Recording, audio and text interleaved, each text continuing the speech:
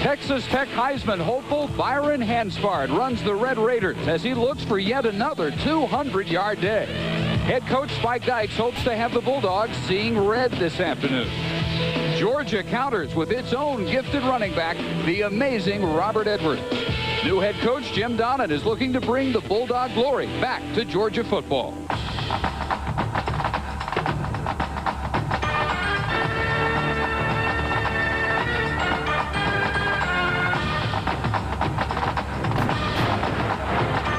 On a rainy night in Georgia, 80,000 plus making their way inside the hedges. And luckily, they've come prepared for some inclement weather at Sanford Stadium tonight. The matchup between the Big 12's Texas Tech Red Raiders and from the Southeastern Conference, the Georgia Bulldogs. For the Texas Tech Red Raiders, setting a school record with 272 yards against the Oklahoma State Cowboys. The bulk of that in 3 quarters as he sat out most of the 4th quarter. He is a legitimate Heisman candidate. On the other side, Robert Edwards, at the beginning of last season, was leading the nation in rushing and scoring before a foot injury ended his season. This year, he has started off much the same way with back-to-back 100-yard games. And take a look at where he is in the first 4 starts. Rodney Hampton, Herschel Walker, Terrell Davis, Garrison Hurst, a veritable who's who in the NFL. Edwards is primed for the next level. Jim Donnan still looking for his first victory as the head coach at Georgia. Texas Tech a slight favorite even on the road. Not only the great running back, but one of the top 10 defenses in the country. Let's check into the studio to fill in, but the tickets are sold and they are slowly making their way in as the rain picks up. It started about an hour ago, rather light, but it's now the heaviest it's been. Back deep, Hines Ward right there, number 19, alongside Patrick Pass and Jarrett Greaser with a good deep kick, which Ward will allow to bound out of the end zone, and Georgia will take over from their 20-yard line with a struggling offense led by junior quarterback Mike Bobo of Thomasville, Georgia. His numbers through 2 games are not good. 43%, 2 touchdowns, and 4 interceptions. Fractured a knee in game 4 against Ole Miss last year and has not come back at the same level as before the injury. The backfield including Callaway and the great runner at tailback Edwards, Ward a wide out alongside Daniels, Brown the tight end. Meadows in his 29th straight start heading the offensive line at left tackle. And out of the eye, Bobo with the first give of the night. Edwards stacked up and will push forward maybe for a gain of 1 yard. Monte Rager with the stop for the Texas Tech defense, which is built to stop the run. Most of the night, they'll present an 8-man front, the 4 up front, Rager, Chandler, McGuire, and Tony Daniels, who missed last year after a freak swimming accident. The 4 linebackers, including the Rover, they call him the Raiderback, Jody Brown. Butler replaces All-America Zach Thomas.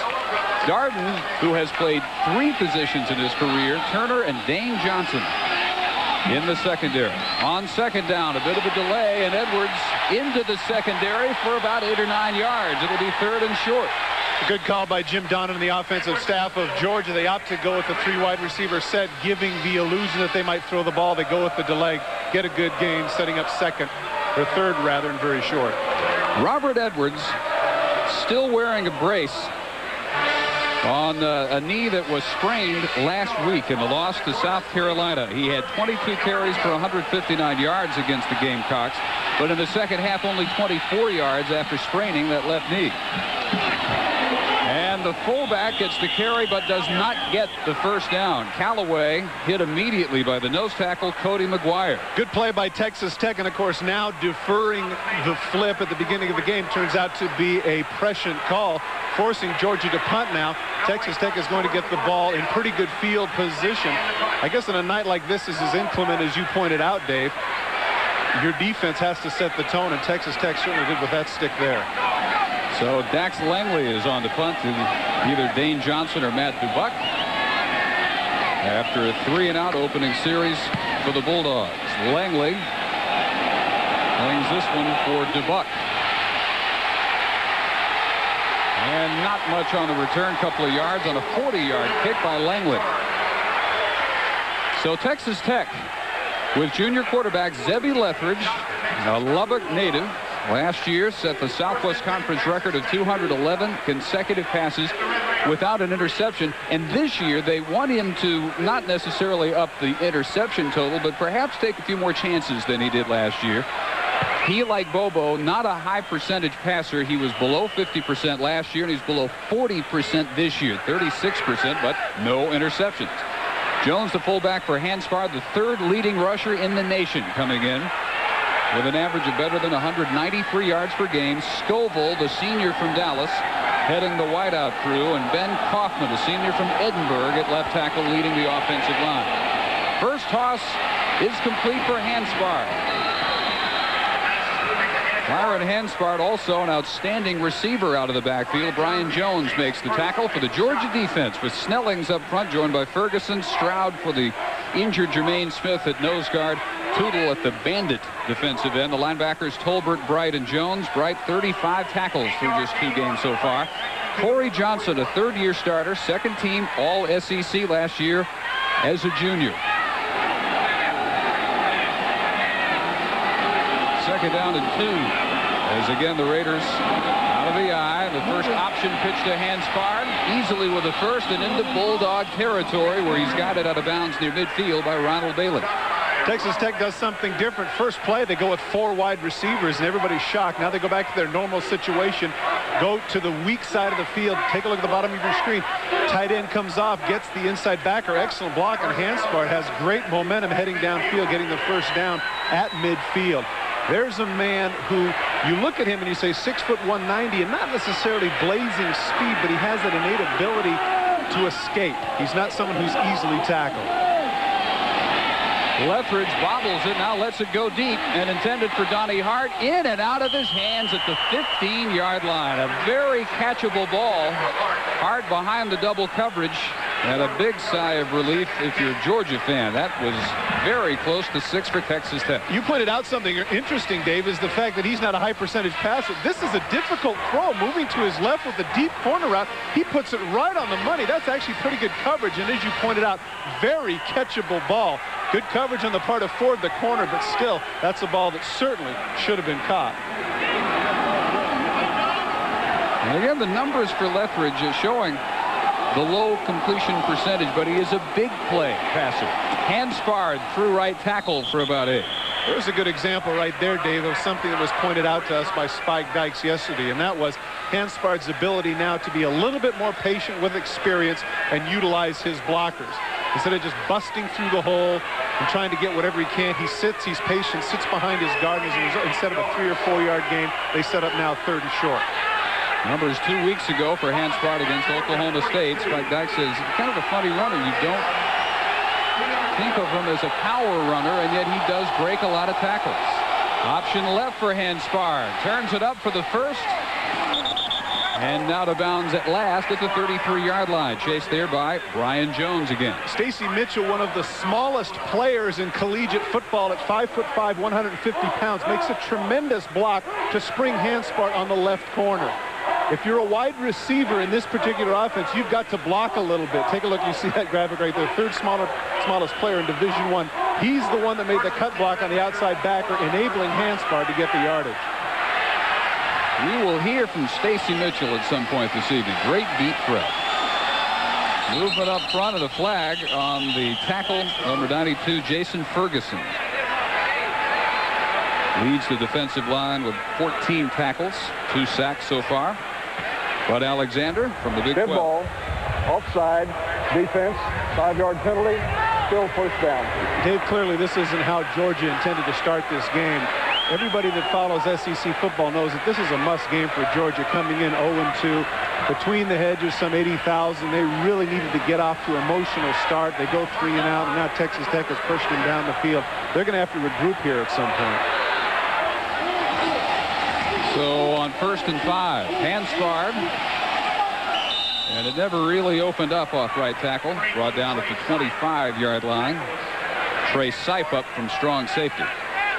A little of that is deceptive, however. The white shirts pushed him forward, and you're right, it didn't seem like he did anything, and all of a sudden you looked up and he gained 3 yards. So Georgia needs to assert itself in its front 7 here.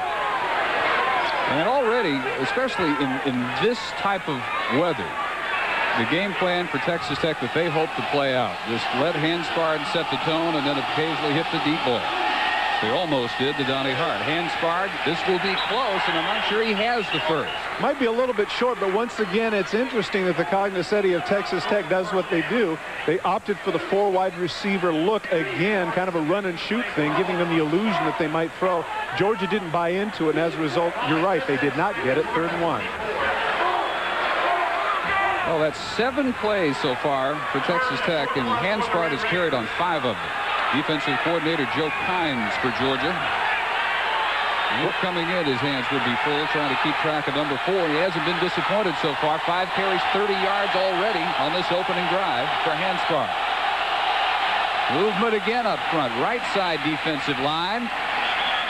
Hanspard to the 20 with the markers down. We'll see if they were drawn offside. Dave, Texas Tech is known for their quick count. They want to wear you out. That's their speed offense, and they come up to the line of scrimmage and almost inevitably go on 1, but instead, this particular drive now, twice they've gone on 2, and in both occasions, Georgia has anticipated. That's really a mental error there when you know 3rd and 1. There's no way you want to be offsides and give them a gift first down, but that's exactly what occurred. But it's understandable because Zevi Lethbridge, 95% of the time, is going to go on first down. Defense, 5-yard penalty, first down. But as you pointed out to me as we were discussing this, everybody on the planet knows that too. And so they're coming in now trying to anticipate some things. I think that this shows that the offensive people in the film room were prepared for Texas Tech, trying to alter some of the things that they've been doing to give Georgia a different look. Spike Dykes, the Dean Emeritus, I guess, of the Southwest Conference. He was the longest-standing head coach before the league dissolved following last year. Taking the Red Raiders to 3 straight bowls, 9 wins and a Copper Bowl championship last year. Lethbridge wants timeout. 9 minutes and 46 seconds to go. Opening drive of the game for Texas Tech. They're in position to take the early lead at Wisconsin College football. This drive ready to snap the 8th play for Texas Tech, and Hanspard bobbles the option pitch from Lethbridge, but still manages positive yardage to the 16. You know, for young running backs who are paying attention to this game, notice what Hanspard did, and that is that he decides that above all else, I'm going to get this ball. Watch as he bobbles it. Instead of looking upfield, I'm just going to get it now. I'm going to lower my shoulder and get it done. Too often you see running backs that want to make something out of nothing, try and one-hand it, cut to the outside, do something special. He made sure that he secured that ball before he moved forward at all. And a pickup of 3 yards. This is Sammy Morris, the backup fullback. And on second effort, Morris sets up the Red Raiders first down and goal to go. Finally wrestling him down was Brandon Colbert from strong side linebacker. One of the difficulties that Jim Donnan had pointed out with regards to his secondary and linebackers is some poor tackling. Talking about last week against South Carolina, they struggled with some of the people and their arm tackles. Take a look at, there's one there. Here comes a second and a third. And the fullback still able to plow forward, as you pointed out. You mentioned that he is a backup, Sammy Morris, but he certainly isn't running like one. Get him a lot of work. He's also their leading receiver. So first and goal, 7-yard line. Hanspard inside the 5. And it'll be second and goal from around the 3.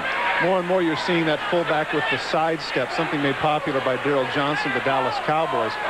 Trying to slide and draw somebody off, but giving him an opportunity to get out and lead his tailback. Hanspard, in that case, saw something inside and cut back against the grain. Good look at the Texas Tech offensive line, which has cleared a lot of space already for Hanspard. Steady rain getting increasingly heavy at Sanford Stadium. On second and goal. Hanspard following his blockers all the way into the end zone, and a rather easy opening touchdown drive for Texas Tech, caps with the Byron Hanspard 4-yard touchdown run. Jay Pugh, Chris Whitney, and Lynn Sherwood just basically pushed the red shirts into the end zone. There was nothing fancy about that at all.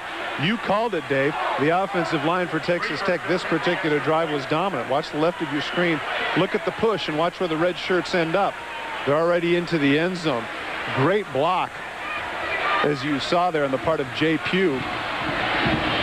Pushing his man into the end zone, enabling Hanspard to score again. Jared Greaser for the extra point out of the hold of Field Stovall for a 7-0 Red Raider lead, and bobbling the snap is Stovall. Trying to make something out of the play. Ball is loose, picked up by Corey Johnson. and it will remain 6-0. Johnson alertly hopping on the loose ball, and then Tech just as alertly making sure that Johnson had no notion of the two-point return for the defensive PAT. One of the situations here wasn't a bad snap. You take a look, it was just a little bit wide. Scoville tried to make something out of nothing, but nobody is out there at wide receiver, and so as a result, Georgia catches a bit of a break. Nonetheless, Texas Tech draws first blood, 6-0. And Byron Hanspard carries on 8 of them for 40 yards and the money on the 4-yard touchdown run. Can't cap it off with the PAT, but they do lead 6-0. And Jared Greaser will kick into an increasingly difficult field division. The wind's starting to pick up now, and it'll be behind Greaser, so it'll be a shock if this thing doesn't go well out of the end zone. Patrick Pass trips about 8-9 yards deep, and again, the touchback will have Georgia setting up from their 20. Let's check in with Mike Animal. Gentlemen, there may be an upset brewing in Ann Arbor, Michigan. In the rain, Boston College already tied at 7 with the Wolverines when Omari Walker shreds the Michigan defense en route to a 20-yard touchdown run. Boston College leads at 14-7. Perhaps the Wolves can't stand the prosperity of last week's win over Colorado. Yeah, getting them at a good time, apparently, after a big emotional win on the road. You see the wind picking up. It was completely still until about 30 seconds ago, and then right before that kick, it started howling. Bobo goes from the shotgun on first down. Raiders coming with the blitz. Short toss. Inside, there's running room and a big gainer. On first down, Corey Allen dragged down near the 20-yard line. Corey Turner prevents a touchdown, but 58 yards for Allen. Dave, you called it. When Texas Tech opted for the blitz, the flanker screen was right there to afford him an opportunity. He's going to come right here and come back on the flanker screen. They come with a blitz, and there's nobody in the middle of the field. As he cuts upfield, watch to the top left of your screen. Watch Robert Edwards hustle up and make a block, enabling him to get the extra yardage. He thought he's going to go the distance, but dragged down by Corey Turner, preventing the touchdown. Bobo thinks it's 6. Turner, though, had other ideas. And for a struggling quarterback, maybe a great boost of confidence on the 58-yard catch and run. Bobo to Allen. Edwards reaches the 20, gain of about 2, and then driven back by Butler and Armour. Edwards is going to get his yards, Dave, but one of the things that absolutely has to happen tonight for Georgia to be successful is that Mike Bobo has to have a big game. If Texas Tech is going to continue to line up in their 8-man fronts, daring Georgia to go man for man, this is the struggle that Coach Don had pointed out to us last week. That's what South Carolina did. They just couldn't get it going. You can see that completion percentage in this day and age of pass and catch. That's not very good. Bobo has to elevate his game tonight. Completely different quarterback before the injury last year. Jim Donnan hasn't seen the pre-injury level of play from Bobo yet. Out of the shotgun, option pitch, Edwards near the 10, and it's first down, Georgia. ESPN2 has the best in college football. Coming up next, Donovan McNabb at number 23, Syracuse. Look to do a little gopher hunting in Minnesota. Craig Bolerjack, Merrill Hodge, ready to bring you all the action from the Metrodome. Syracuse and Minnesota coming up next.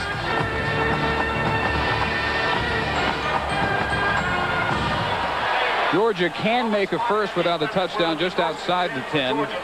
First down and 10. Took a little page out of Texas Tech's book there. Went with the 3 wide receivers. Opted to go the other direction against the short side. This is Dane Johnson, the free safety for Texas Tech. Not a good percentage in the red zone so far for the Bulldogs. On first and 10 to the 11, Torrin Kirksey, backup tailback. Rambles for about 4 near the 7. Eric Butler plugging the gap there from middle linebacker. Robert Edwards is an outstanding tailback, but they don't lose a whole lot with Torrin Kirksey. This is a man who had a 38-carry, 190-yard game last year, and in the second half, when Edwards had his knee problems, Kirksey came in with 10 carries for 77 yards. He is a blazer. He doesn't hurt him at all. Started 3 games as a freshman after the Edwards season ended. 4 wide wideouts, and Kirksey, the only running back. Daniels bursts in to upset the option pitch and recover the fumble. This is the man that missed all of last year after injuring his knee, diving into a swimming pool. Did they ever miss him? What a playmaker. Here he is right here. He knifes in, and he gets Bobo before he can anticipate the pitch. Bobo has to be aware of the fact that with the 4 wide receiver set, there is no tight end to offset that defensive end. He comes in completely clean. He needed to make a quicker pitch. Daniels would not allow it, and great hustle on the part of Daniels to recover the ball. Boy, and for Georgia, the same old story so far in 1996. Too many mistakes. Right here. Take a look right here. As a result, Daniels has a straight shot to the quarterback. He is completely unencumbered, and as a result, Bobo does not anticipate enough. And there, the hustle on the part of Daniels, not only to bat the ball down, but to outrun Kirksey and get to the football. Great defensive play on the part of Daniels, but something that Bobo's going to have to be cognizant of next time when they run it out of that 4 wide set. And back to work goes Hanspard, who's carried on almost every play so far for the Red Raiders. This one good for 5 or 6 near the 30, and he's hit there by Brandon Tolbert, along with Corey Johnson. 8 turnovers so far have led to 18 points for Southern Miss, South Carolina, and we'll see if Texas Tech can cash in as well. Well, last week against South Carolina, the great freshman runner Deuce Staley rushed for 170 yards. Georgia has to go up with some 7- and 8-man fronts to stop Hanspard.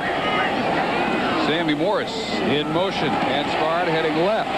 Breaking a tackle. 43-yard line. And a pickup of 15. Tolbert again on the stop. What is happening is that they're spreading people out. They're coming up with a 3 and 4 wide receiver sets, and as a result, there are only 7 people in the box. And as a result of that, Hanspard can pick and choose. With the cornerbacks out on wide receivers, they don't have the same level of run support. Texas Tech is aware of that. That's why they're spreading people out. So many times, Dave, people assume that to run the ball effectively, you have to jam things in and overpower people. You spread people out, and that alters secondary support. Into the fullback, Ryan Jones, just his 4th carry of the year. Fullback doesn't normally figure greatly into the running game for Texas Tech as a ball carrier. Jones, who left Santa Clara when they dropped football, the senior from San Jose, one of only 7 non-Texans of the 107 on the Texas Tech roster. Playing fullback in this particular offense reminds me of the old John McKay line when the fullback came into his office and says, "Hey, when can I touch the football?" And McKay reached over in his desk, grabbed the football and handed it to him and said, "There you go."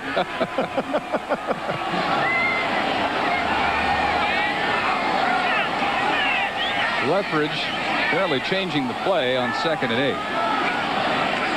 Short drop, now chased, and gets rid of it with a flag down, and we might have holding.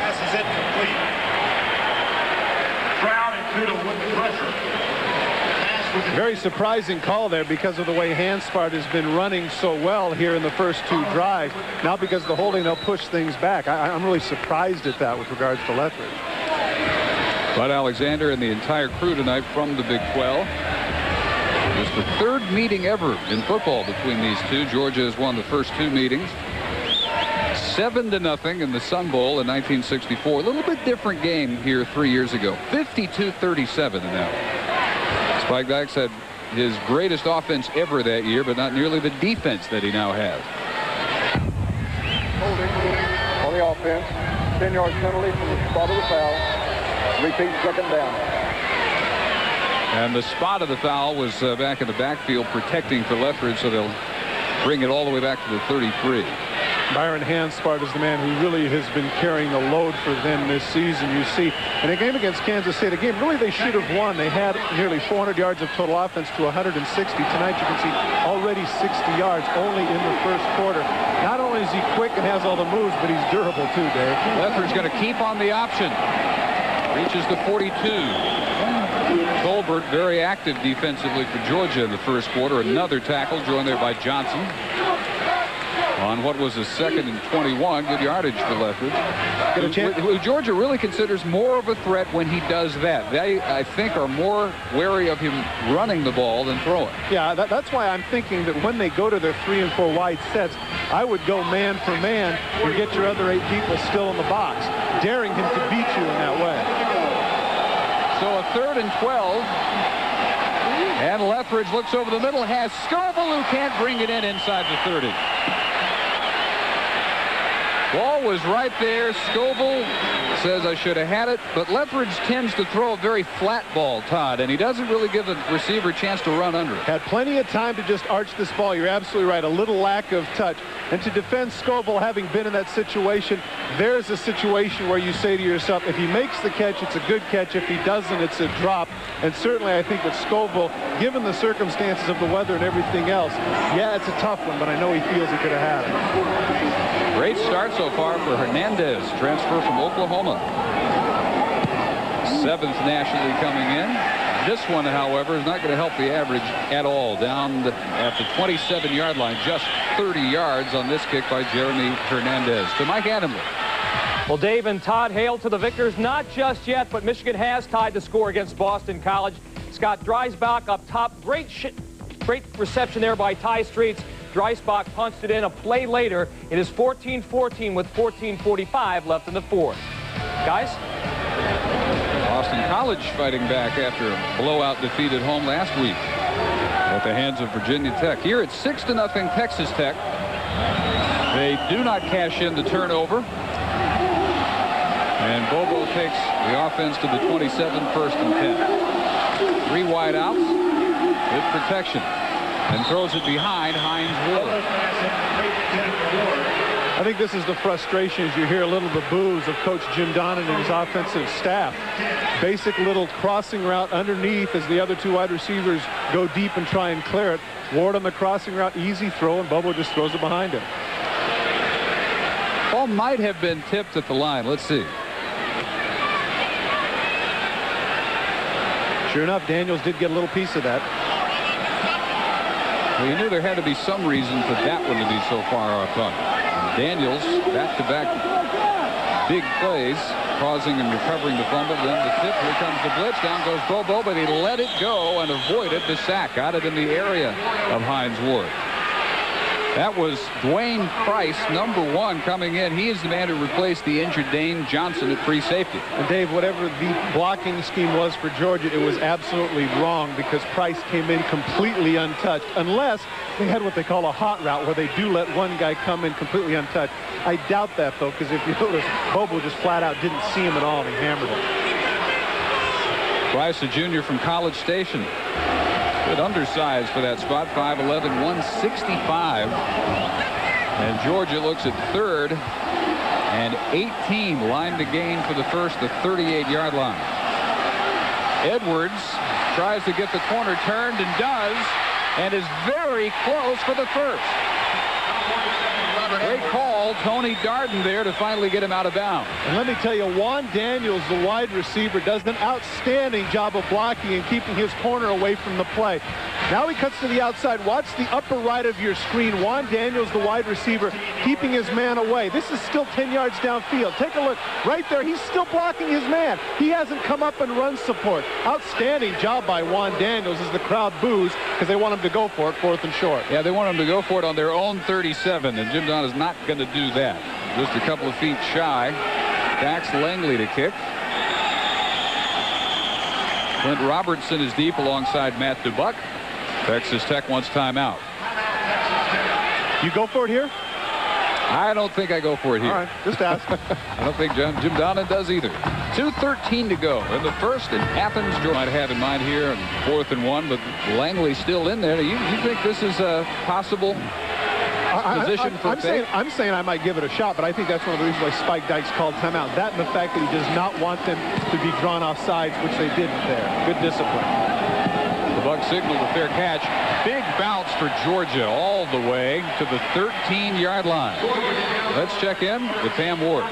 And you mentioned that these 2 teams have only met twice before. Georgia won them both. The Sun Bowl was close in '64. Not so 3 years ago. Georgia beat Texas Tech 52-37. They got out to a big lead of 28-0, almost 1,000-yard combined total offense. Eric Zeier, school record 4 touchdowns for the Georgia Bulldogs. Bam Morris, 125 yards rushing and 2 TDs for Texas Tech.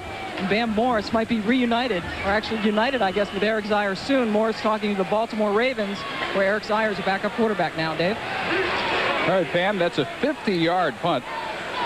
Backing up the Red Raiders to the 13. Alex has a guy who may break the records of Morris, and Hanspard, who takes it off right tackle. Big running room. Just a great knack of running through arm tackles and reaches to 31. Brian Jones there after another 18-yard pickup. It runs much bigger than his size would indicate, doesn't it? I would agree. However, I'd have to say that the right side of the offensive line for Texas Tech, look at the first time he gets touched.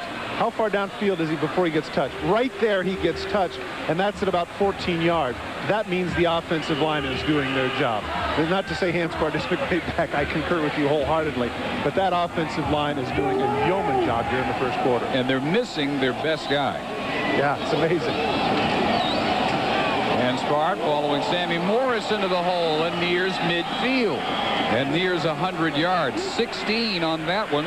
Johnson and Bailey in a busy Georgia secondary chasing down the latest big gainer from Byron Hanspard. One of the statistics that you see with regards to Georgia's defense is their defensive backs. People like Corey Johnson and the middle linebacker Greg Bright have an inordinate amount of tackles. I noticed that Bright had 35 tackles in 2 games. I'm saying to myself, wow, he must be terrific. Well, the reason he's got all those tackles is because they're spending so much time on the field and people are running free in the secondary. So that just goes to show sometimes statistics can be deceiving. Hanspard, this time they're ready, and he is wiped out at the line of scrimmage by Chris Terry. Back up at what they call the bandit defensive end, 6'7", 260 out of Jacksonville, Florida, sophomore. That's what the Georgia defense needed. They needed something to rally around, a big whack. Textbook. Take a look at the helmet. Right between the shoulder. Right there between the shoulder pads. Excellent stick.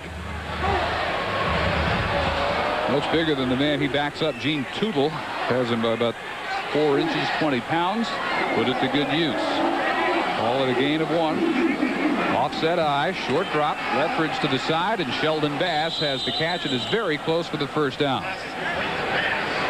Well, as they say, the two go together. When you can run the ball as effectively as Texas Tech has been doing, naturally any degree of play action pass or short drop is going to be effective.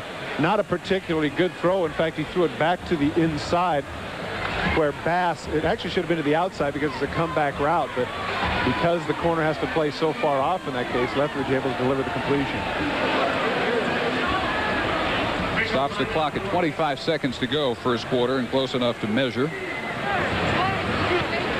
Lethbridge, for a time, a 2-sport athlete at Texas Tech, for part of his freshman year, backup guard for James Dickey's basketball team, and has ever since then concentrated strictly on football. Bass does have the first. You pointed out at the top, Dave, the idea that some of these guys can get 100 yards in a quarter. Byron Hanspard now 13 carries, 96 yards with 25 seconds left in the first stanza. Amazing. Got an incredible run going. If you go back to late last year, he is on pace for what would be his 4th 200-yard game in the last 5, and will get his 9th consecutive 100-yard plus game. Just a matter of when. Lethbridge option keeper leaps over a potential tackler and hurdles to the 36-yard line. And Greg Bright's helmet stumbled along with him. Going to be the end of the first quarter. The scoreboard not really indicating just how dominant Texas Tech has been between the hedges at Sanford Stadium, where it's 6-0 Red Raiders over the Bulldogs. Brand new hedges, newly planted at Sanford Stadium. Athens, Georgia. Dave Barnett, Todd Christensen, and Pam Ward. Glad you're with us as we start the second quarter. 6-0, and Texas Tech driving for more. They begin the quarter at the Georgia 36-yard line on second and a short 5. Beal Stovall in motion. Lethbridge with the quick option pitch, and there's no room for Hanspard. Best defense of the night thus far for Georgia. The Buck defensive end, 96. Paul Snellings was there. Snellings was there, but if I'm the running back, I'm a little bit frustrated by the quarterback. He's got to option somebody away. In that case, he didn't option anybody. He just pitched it and said, good luck, partner.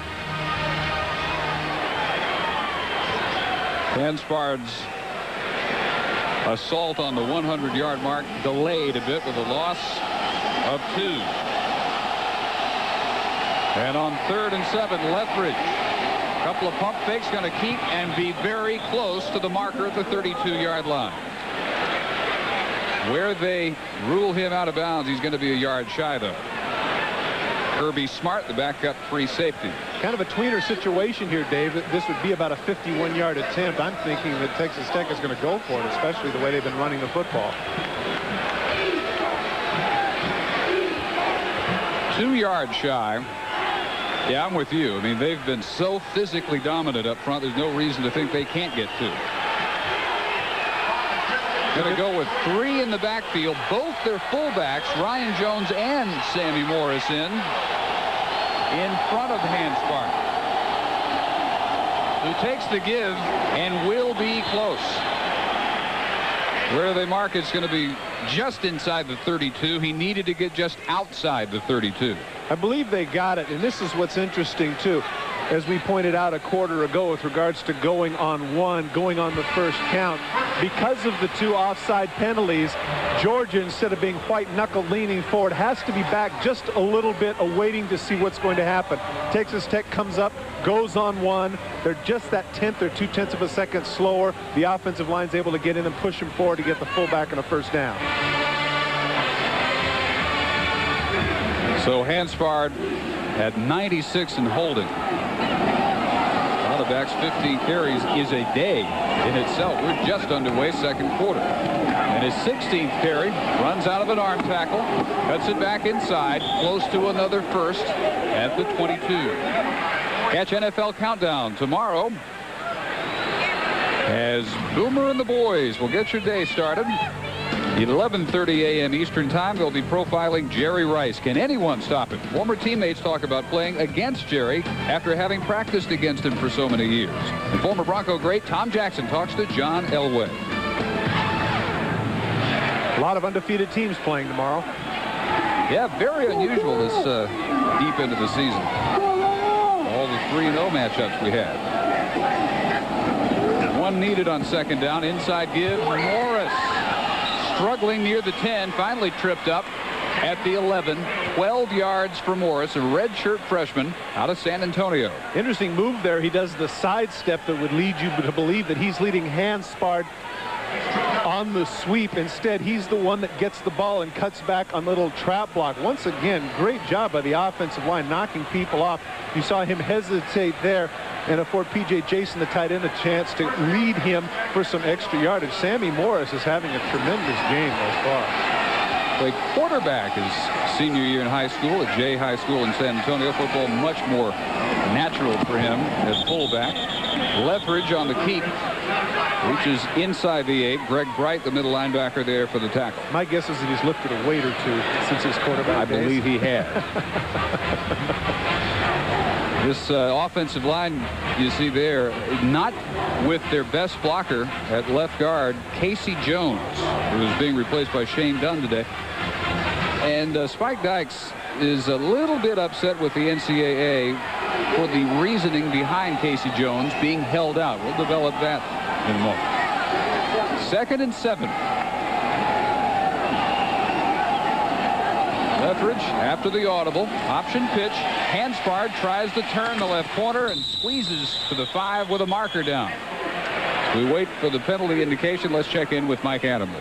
Dave and Todd, Michigan has jumped out on top of Boston College. This is how. Scott Dreisbach up top.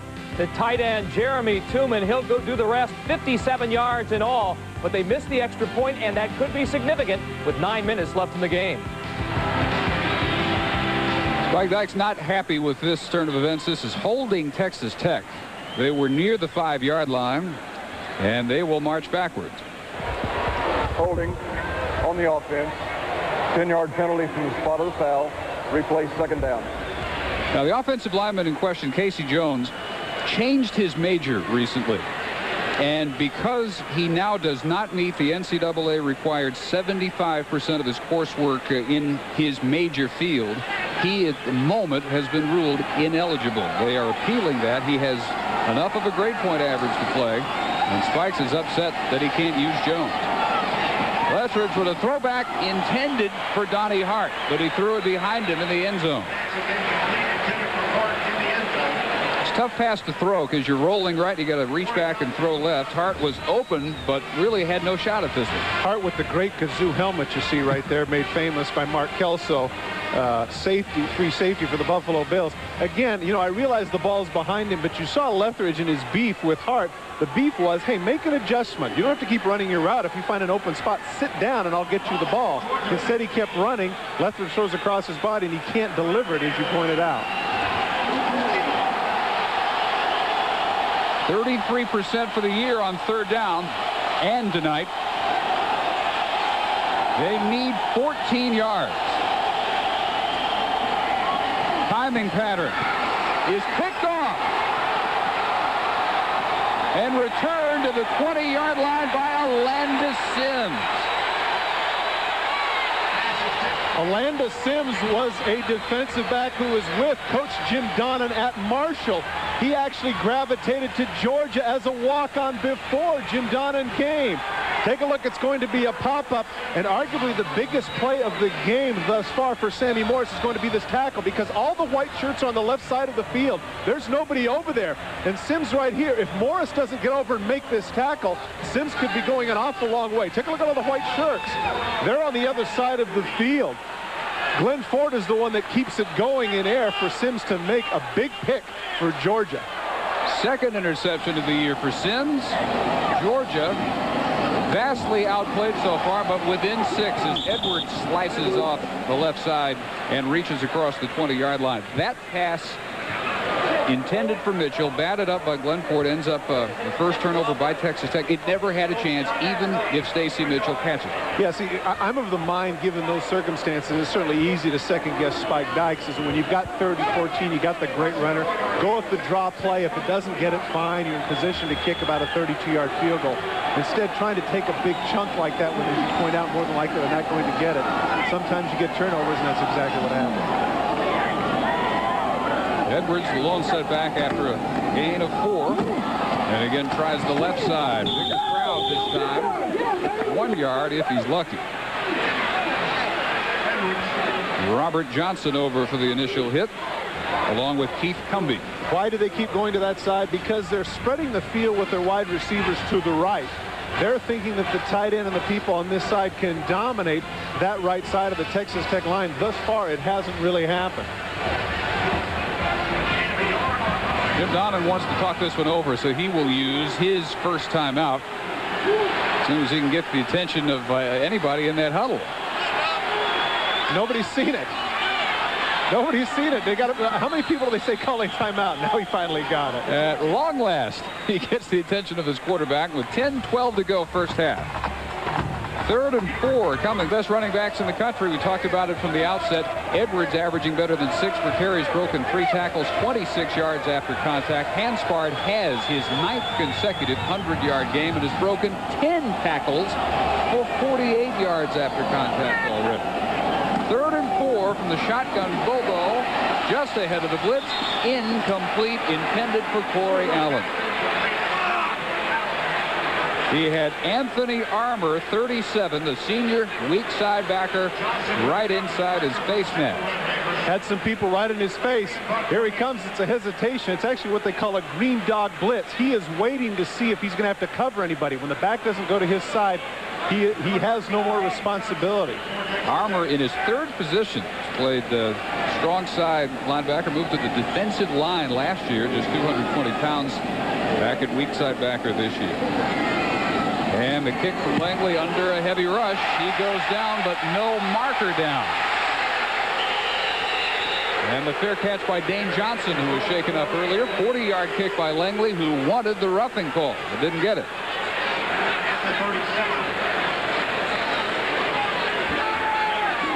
Tony Darden for Texas Tech, bearing down hard on Langley. Take a look at the steps, if you can see. Langley with the ball. Here's the kick. Now let's see at the end. He slips and falls. Ooh, that could be. That definitely could be a little roughing. Maybe a break for the Raiders, who take over at the 37. Still the second quarter, and the Red Raiders from their 37-yard line, ready to go. 1st and 10. They go with 4 wideouts. One of them, the fullback Morris, who goes in motion to balance the set. Lethbridge will all day. Now the protection collapses around him. He is sacked by Travis Stroud. ESPN2 with the best in college football next Saturday, when at noon Navy will take on Boston College, which is giving Michigan such a fight at the moment. Then at 6, Maryland takes on the Mountaineers of West Virginia. We'll be in Morgantown. Following that, 9 Eastern, June Henley and 22nd ranked Kansas traveling to Utah. After Stroud sack, the Raiders from the 27, a loss of 10. Lethbridge, Navy gets 3 on the option keeper. Bulldog defense showing up now. Got to feel very fortunate not to be behind more than 6-0. Now they've made some adjustments, though. You mentioned Joe Kynes. He's made some adjustments in, as they say, the box, in that set between the tight ends. This is where Georgia's starting to assert themselves a little bit. Saw the 32-14 edge in plays from scrimmage in favor of Texas Tech. Kynes, very experienced defensive coordinator. Time spent in the NFL at Tampa Bay, many years at Arkansas. Third and long, hands fired, bounces off the initial hit. Doesn't break it outside for much, though, and by far the best defensive series yet for Georgia. This may sound strange to say that, but that might have been Hansfard's best run, even though it was only for 3 yards. He had Georgia people hanging all over him. He was lucky to get back to the line of scrimmage, let alone get 3 yards. You're absolutely right, Dave. Great series for the Dog defense. Defense really hasn't been the problem in their 0-2 start. They've given up just an average of 17 points per game. They would like to force more turnovers, though. Ward deep. They almost get the punt by Hernandez. And they almost get Hernandez. Ward, I think, forgot he called a fair catch. And they will require him to stop at the 22. It's a 44-yard kick by Hernandez. There was some contact. Well, you know what they say, turnabout is fair play. Take a look at Hernandez. The snap is very high, as you pointed out. A new snapper coming in here. He makes the kick, goes past him. He says no. That's a good non-call by the official, because in that case, that was Kirby Smart flying past him. A little bit of acting on the part of Hernandez, as maybe the bottom of the cleats caught the jersey, but other than that, good non-call. Steady rain from about an hour before the kickoff. You know, coming back to that just for a second, Dave, one of the things that's been happening a lot at every level is you're getting more and more punters that are, you know, utilizing their thespian skills. I really believe that the officials are cognizant of that, and short of the guy just getting absolutely whacked, they're not going to call it. They're just not buying the act anymore. Exactly. Bobo sets up the screen nicely. Edwards with some blockers out front, and he will reach the 40. One of the better gainers of the day for the Georgia offense. It goes 19 yards. Two best plays of the game for Georgia have both been screens. One was the flanker screen. This one to Edwards. Does a great job looking downfield. Now he comes off to his left. Blockers in front. Edwards stumbles a little bit, or maybe he would have got a little bit more out of that. Running behind his man, Rusty Beatles, he's able to pick up the 19-yarder. There you go. You got your Rusty Beatles in. I love that name. I love that name. Senior left guard out of Atlanta. Midway second quarter. Bobo ready to go deep. And overthrows Hines Ward, who was well covered by Corey Turner. ESPN, your home for Major League Baseball. Catch the regular season finale. Will be next Sunday on ESPN2 at 1 p.m. and on ESPN at 4 p.m. If necessary, ESPN will also be there to cover divisional and wild card tiebreakers. Exclusive coverage of the divisional playoffs beginning October 1st at 1 p.m. only on ESPN. Among the hardy 73,116 at Sanford Stadium. Second and 10, the 41-yard line. Third straight pass. Bobo, he'll never get it off. Sacked by Daniels, who has dealt Bobo misery tonight with a forced fumble, which he recovered, this time a loss of 14. One of the things that has to happen here is that Bobo has to be cognizant of when to get rid of the ball. As soon as he starts to backpedal right now, okay, I got to get rid of it. Just get rid of it. He's got to get a feel for that. As you saw, he had what's known as, to use the athletic colloquialism, the happy feet. He's got to know right now where his outlet guy is, throw at his feet, and come back 3rd and 8. Instead, he comes back 3rd and about 23. Second sack. Daniels beating the best blocker for Georgia, the left tackle, Adam Meadows. Worked on the foot problem with Bobo. Shuffling the feet, not much rhythm so far. Fullback Callaway. And they don't like to call much on 3rd and a bunch. A little bit too conservative for their taste. Jody Brown makes the stop. They'll have to kick on 4th and long. See, what is deceptive a lot of times as you look at the quarterback is that you look at the stats the next day and you see 5 or 6 sacks and you see the offensive line doing a horrendous job. Well, in a lot of cases, the quarterback can help out knowing when to get rid of the ball. In that case, Bobo didn't on the 2nd down play. Excellent catch or kick by Langley, and fair caught at the 24-yard line by Johnson. Red Raiders take over from there with 5:51 to go in the first half. A 45-yard effort by eluded him so far. He does have the big gainer, 58 yards on the flanker screen to Corey Allen. Not much has happened since, and the offense remains in the doghouse. Texas Tech 1st and 10 from the 24-yard line. Georgia's defense has figured some things out, though. Well, again, it's Handspar for no game, maybe one. Well, again, I can't follow your clever allegory, but the point here is that I see a situation where Georgia really is starting to take some chances between the hashes. They're basically doing the same thing that Texas Tech is doing, is saying, look, beat us with your quarterback man for man, but we're not going to get beat anymore by Handspar. Quick reminder, what's allegory? Well, you know, the dog. Come on. Handspar gouges up maybe 2 before he's hit by Mike Lucky, backup middle linebacker, and Derek Bird right there, 91, the backup Buck defensive end. So using some of their depth defensively, not at all hurting Georgia. And one of the big differences here in the second quarter has been the fact that Texas Tech is no longer coming up 3rd and 1, 3rd and 2. Instead, they're coming up 3rd and 7, 3rd and 12, 3rd and 14. Crowd's been on the Bulldogs' case a little bit, but behind them now on a 3rd and 7. Lethbridge on the roll, has a man wide open if he sees him. It's Ryan Jones, the fullback. He doesn't see him, and he overthrows 88 way up the side. Philip Hayes. Had he looked a little farther right, Ryan Jones was a good 40 yards from the nearest defender. You're absolutely right, but there's a situation where he's got to make like an Elway throw. And what I mean by that, he's got to throw completely across his body about 60 yards. He tries to deliver it here, but he overthrows it. But as you pointed out on the other side of the field, Ryan Jones completely on the other hash mark. Not only did Lethbridge not see him, but maybe he didn't feel like he had the arm to deliver it. He didn't need it. Just throw it up there, and he had time to run back 20 yards if he needed to. Just trying to say, you know what? I'm trying to do the Kreskin thing. I'm trying to guess what's inside this guy's head. Better snap this time. Not as good a kick by Hernandez. What a good roll out at the 30. 43 yards.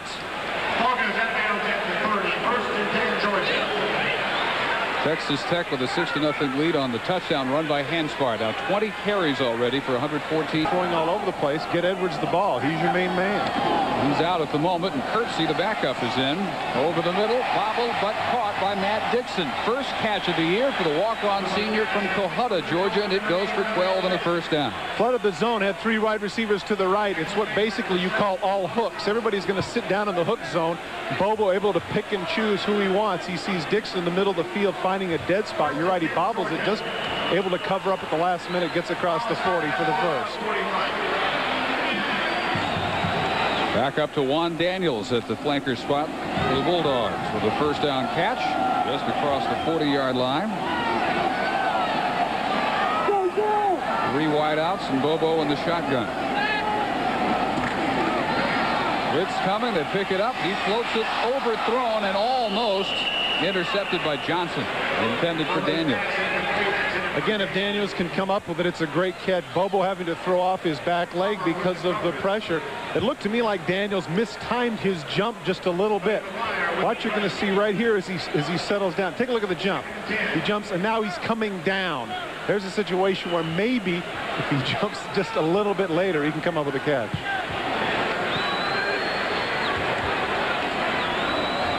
"87 yards, inflated a little bit by the catch and run on the completion to Allen in the first quarter.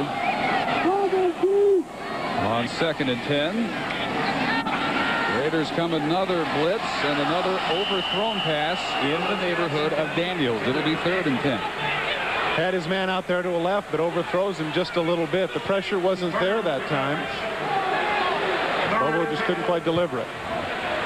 Difference before and after the injury. Before he was hurt, he was a 61% passer. He was in the top 5 nationally in the quarterback ratings, and Georgia averaged 446 yards and 36 points per game. Since the injury, look at the drop-off. 43% and less than 16 points per game on 334 total yards. Protected well. And again, overthrown and almost intercepted. Intended for Ward, almost a pick for Darden. Flag is down. Again, frustration. He had plenty of time. The protection was good. Tried to come off to his secondary receiver and overthrew him just a little bit. One of the things that happens too, Dave, is when you look at the numbers like that, it doesn't talk about, first of all, the level of competition. And second of all, the fact that even though 95% of the offense of Georgia from 1995 is back, that doesn't necessarily mean it's the same group. 3 starting offensive linemen are gone, and certainly that's part of the reason for Georgia having struggled. The offense, penalties refused, 4th down. Yeah, those linemen all 5th-year senior starters, so it's almost an entirely new look up front for them.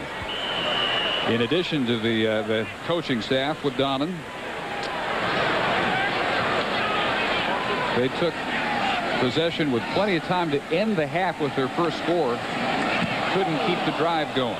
Langley hangs this one up for Dane Johnson. Dodges the first tackler and spun out of bounds near the 30 after a 35-yard kick by Dax Langley. Again, we check in the studio with Mike Adams. Well, Dave and Todd, coming up on the GMAC halftime report, scores and highlights from this day in college football, including the marquee game between Florida and Tennessee in Knoxville. Plus, we'll have highlights of Notre Dame's thrilling win over Texas down in Austin. All that and more coming up on the GMAC halftime report. Stay with us. Didn't that blowout score surprise you a little bit, that halftime? Florida 35, Tennessee 6? Yes, and considering that was my preseason national champion taking the thumping. I may revise that pick somewhat. Texas Tech with time to do some damage, but the running game gummed up a little bit. These last 2 possessions, and now starting the 3rd straight where Georgia appears to have made some good adjustments. Greg Bright on the tackle for Hanspard after what they'll call a gain of about 4. Under the 3-minute mark. Hanspard has the only points on the 4-yard scoring run. They botched the snap on the extra point. It was fumbled and recovered by Corey Johnson, who couldn't return it much for Georgia. Hanspard is nowhere to go. Lowers his head, runs right into Brian Jones with a penalty flag down. This is going to be a hold, and it's going to move Texas Tech back a little bit.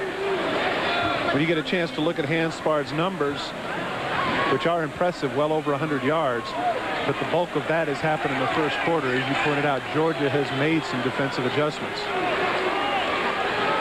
Most of that, as you see, has been between the tackles. Give a lot of credit to that Texas Tech offensive line, getting the people off the ball. But as we pointed out, about 20 of the yards have come here in this particular stanza. 10-yard penalty from the spot of the foul. Replay 2nd down. Well, what is the adjustment that you see for Georgia? Well, one of the things that I had talked about a little bit in the first quarter is that they've opted to go man for man with the secondary people as opposed to playing some zones. And as a result of that, that affords the linebackers, the people between the hashes, the chance to step up and be more inclined to run support. If you're in a zone and you're backpedaling at the start of the ball, you're not going to run support as well. So this will be 2nd and 17 for Tech. Pushed back by the penalty to the 22. Morris across in motion. Lethbridge, quarterback draw. Zebby Lethbridge nears the 40-yard line, near a first down. He got right at about 17. Johnson and Jones chase him down there. Excellent call. Excellent call. You want to keep the clock running. You don't want to have an incomplete pass. You've got a great athlete at quarterback. Go with the quarterback draw. You can see they have that man coverage, and because of the man coverage that we were talking about earlier, Dave, the defensive backs are turning with their backs to the quarterback on top of their receivers. That enabled Lethbridge to get an awful lot of yardage, this time very close to the first down.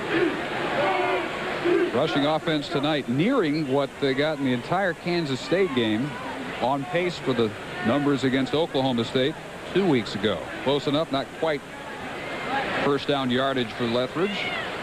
So third and that much. 15-8 as a starter. In the top 4 in Texas Tech history in all the significant passing statistics: attempts, completions, yards, touchdown passes, total offense. Spike Dykes with his son Rick, the offensive coordinator, with a lot of returning firepower. They lost only 4 players off their offensive 2 deep from that 9-3 group from last year. 92% of their total offense is back. That's amazing. Only 4 lost off of 2 deep. That says a lot about a great recruiting job that the Dykes father and son have been doing, particularly for the offensive side of the ball.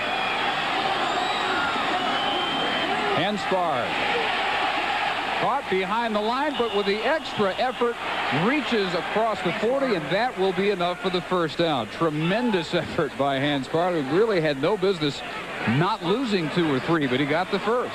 Well, in truth, he had no business bouncing to the outside. The play is designed to go off tackle. He decides he wants to take a shot and go outside. Instead, if he cuts back against the grain, he ducks underneath. There's a situation where he did a little crawling on his knees. We could argue that maybe he should have been down at about the 39. Well, Brandon Tolbert almost had him, and then Jones and Bright, the other linebackers, almost had him, but almost not getting it in this case. Committee tackling at the line of scrimmage. Catch all your NASCAR racing action tomorrow at 12:40 p.m. on ESPN. Terry Labonte takes a slim 4-point lead over Jeff Gordon into the NASCAR Haynes 500. Bob Jenkins, Benny Parsons, and Ned Jarrett bring you short track racing excitement from the half-mile oval at the Martinsville, Virginia Speedway. NASCAR action tomorrow only on ESPN. Steady rain throughout. It has not abated even one bit. It's supposed to move through a little bit later tonight. Lethbridge all day now fires intended for Dubuque. It is picked off by Corey Johnson.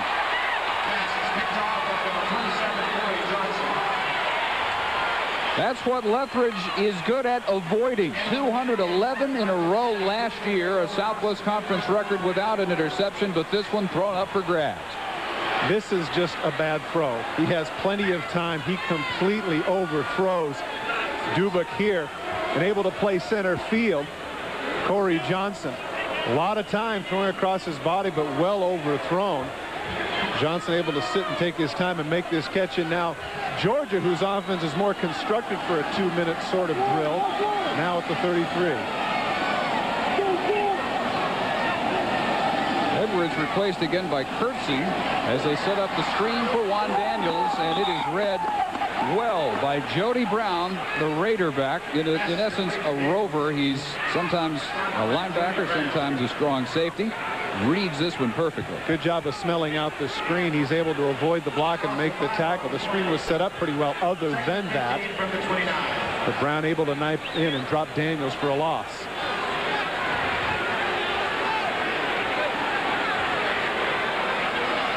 Georgia letting the clock run here. It would seem to me that after that particular loss, Jim Donnan evidently is content to let the half run out, not get a turnover. They've got a couple in their pocket. 18 seconds as Kirksey gets the handoff. They're not going to use him. After that particular loss, he had just decided that's it. He's not going to do it. Robert Edwards out for the last 2 possessions for Georgia. Well, Texas Tech has used a timeout. They want to at least make them run one more. ABC has all of your 200 plus for the 4th time the last 5 games. Just mind-boggling numbers he's put up since the end of his sophomore season. Fans want a little more aggressive offense than they saw to end the first half. 1-1 Texas Tech leading 0-2 Georgia at the half. Between the hedges, 6-0 as we return you to our studios. Teammate Glenn Ford.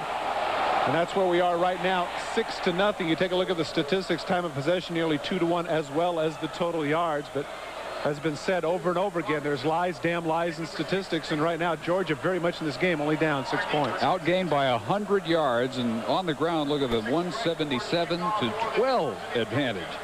Factoring in a few sacks by the Texas Tech defense. Zebby Lethbridge, 2 of 9 for those 17 yards.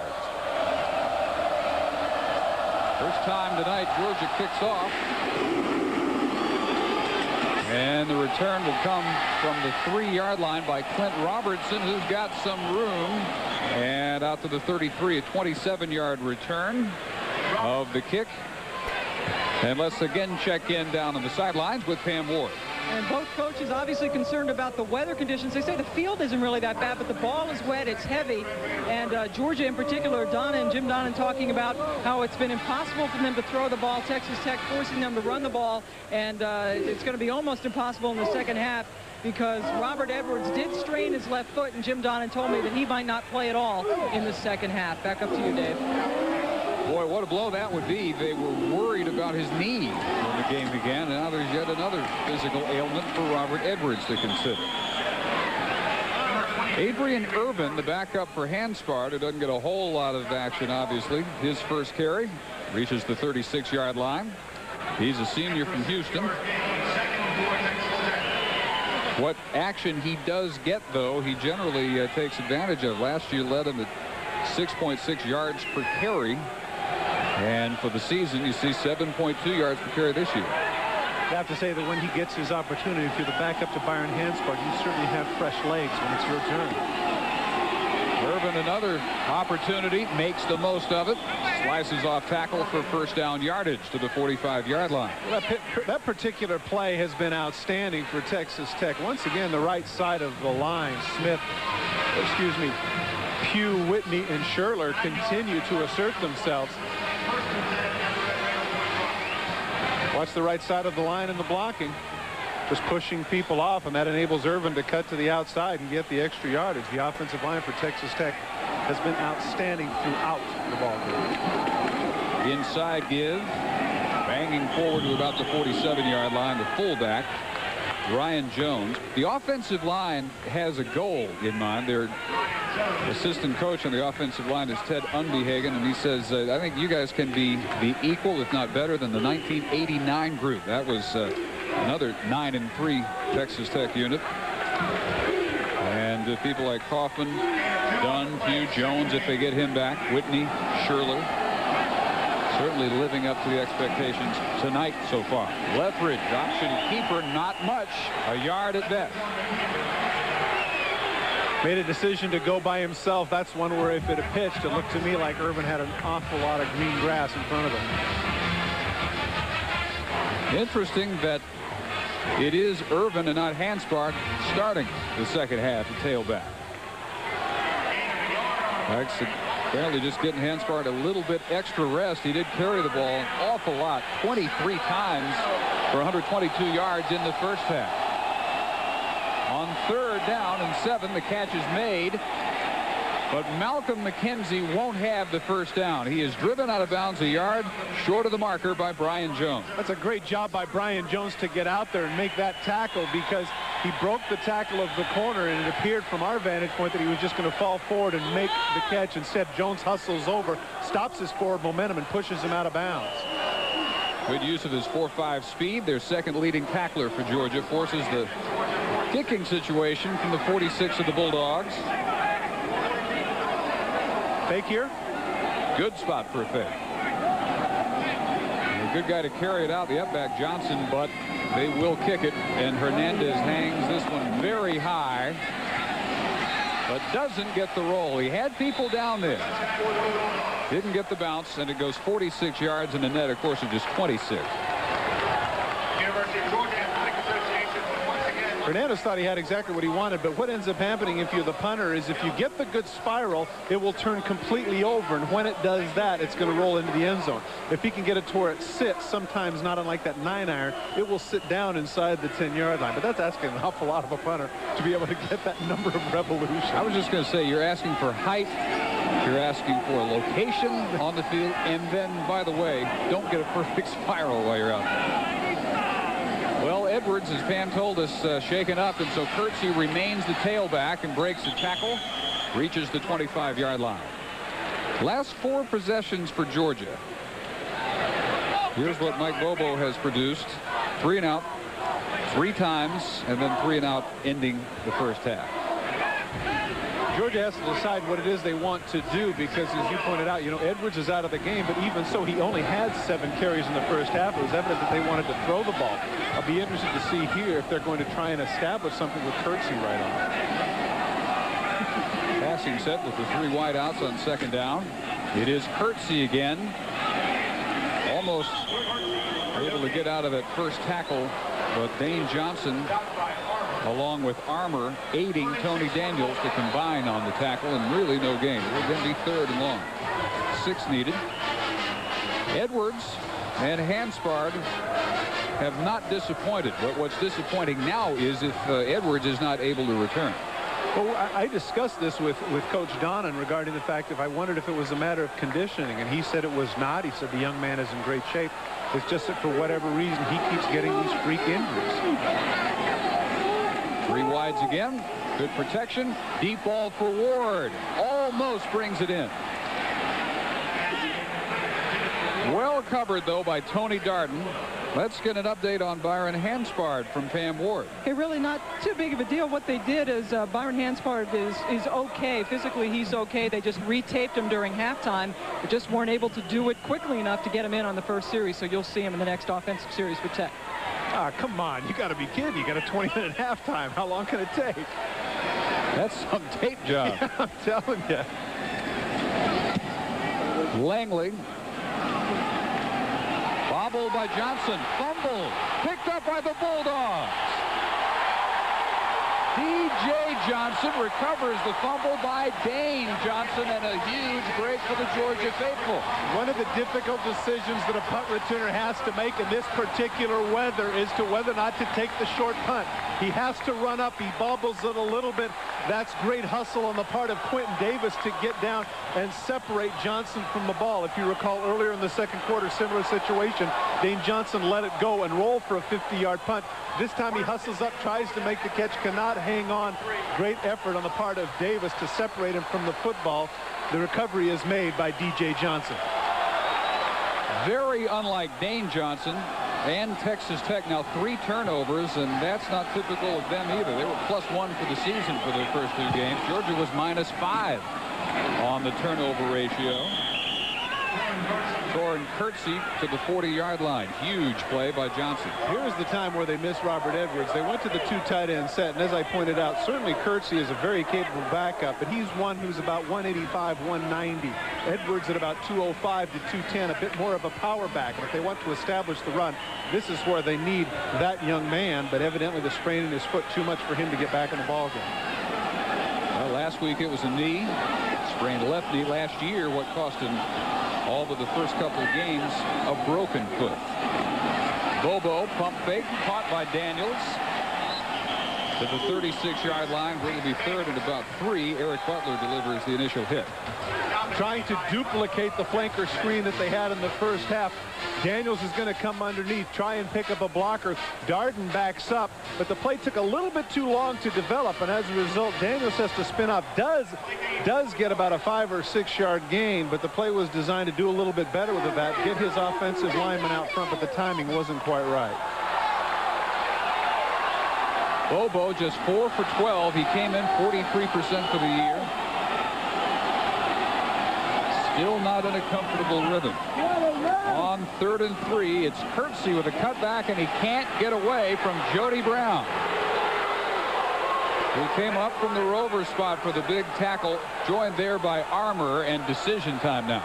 It is a decision time, and I think they are going to go for it. But the thing is I really don't think that's a bad call. Jody Brown comes in and makes an outstanding play. If Brown doesn't make the play, he is going to get the first down. Take a look at the blocking. Take a look at Brown. He knifes in right there, just gets enough.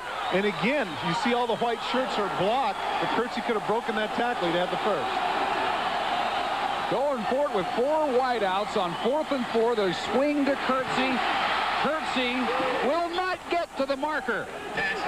Tremendous job by Dane Johnson and Robert Johnson, number 7, to run him down. A little bit of redemption on the part of Dane Johnson. The reason they were in the difficulties that they were in is because of his fumble. He comes up from the free safety spot and makes an outstanding play. The idea here is to get Kirksey with the ball out on the flat and break a tackle and get the first down. He is unable to do that. Dane Johnson, the free safety, comes up, stops the effort on 4th down. Texas Tech football.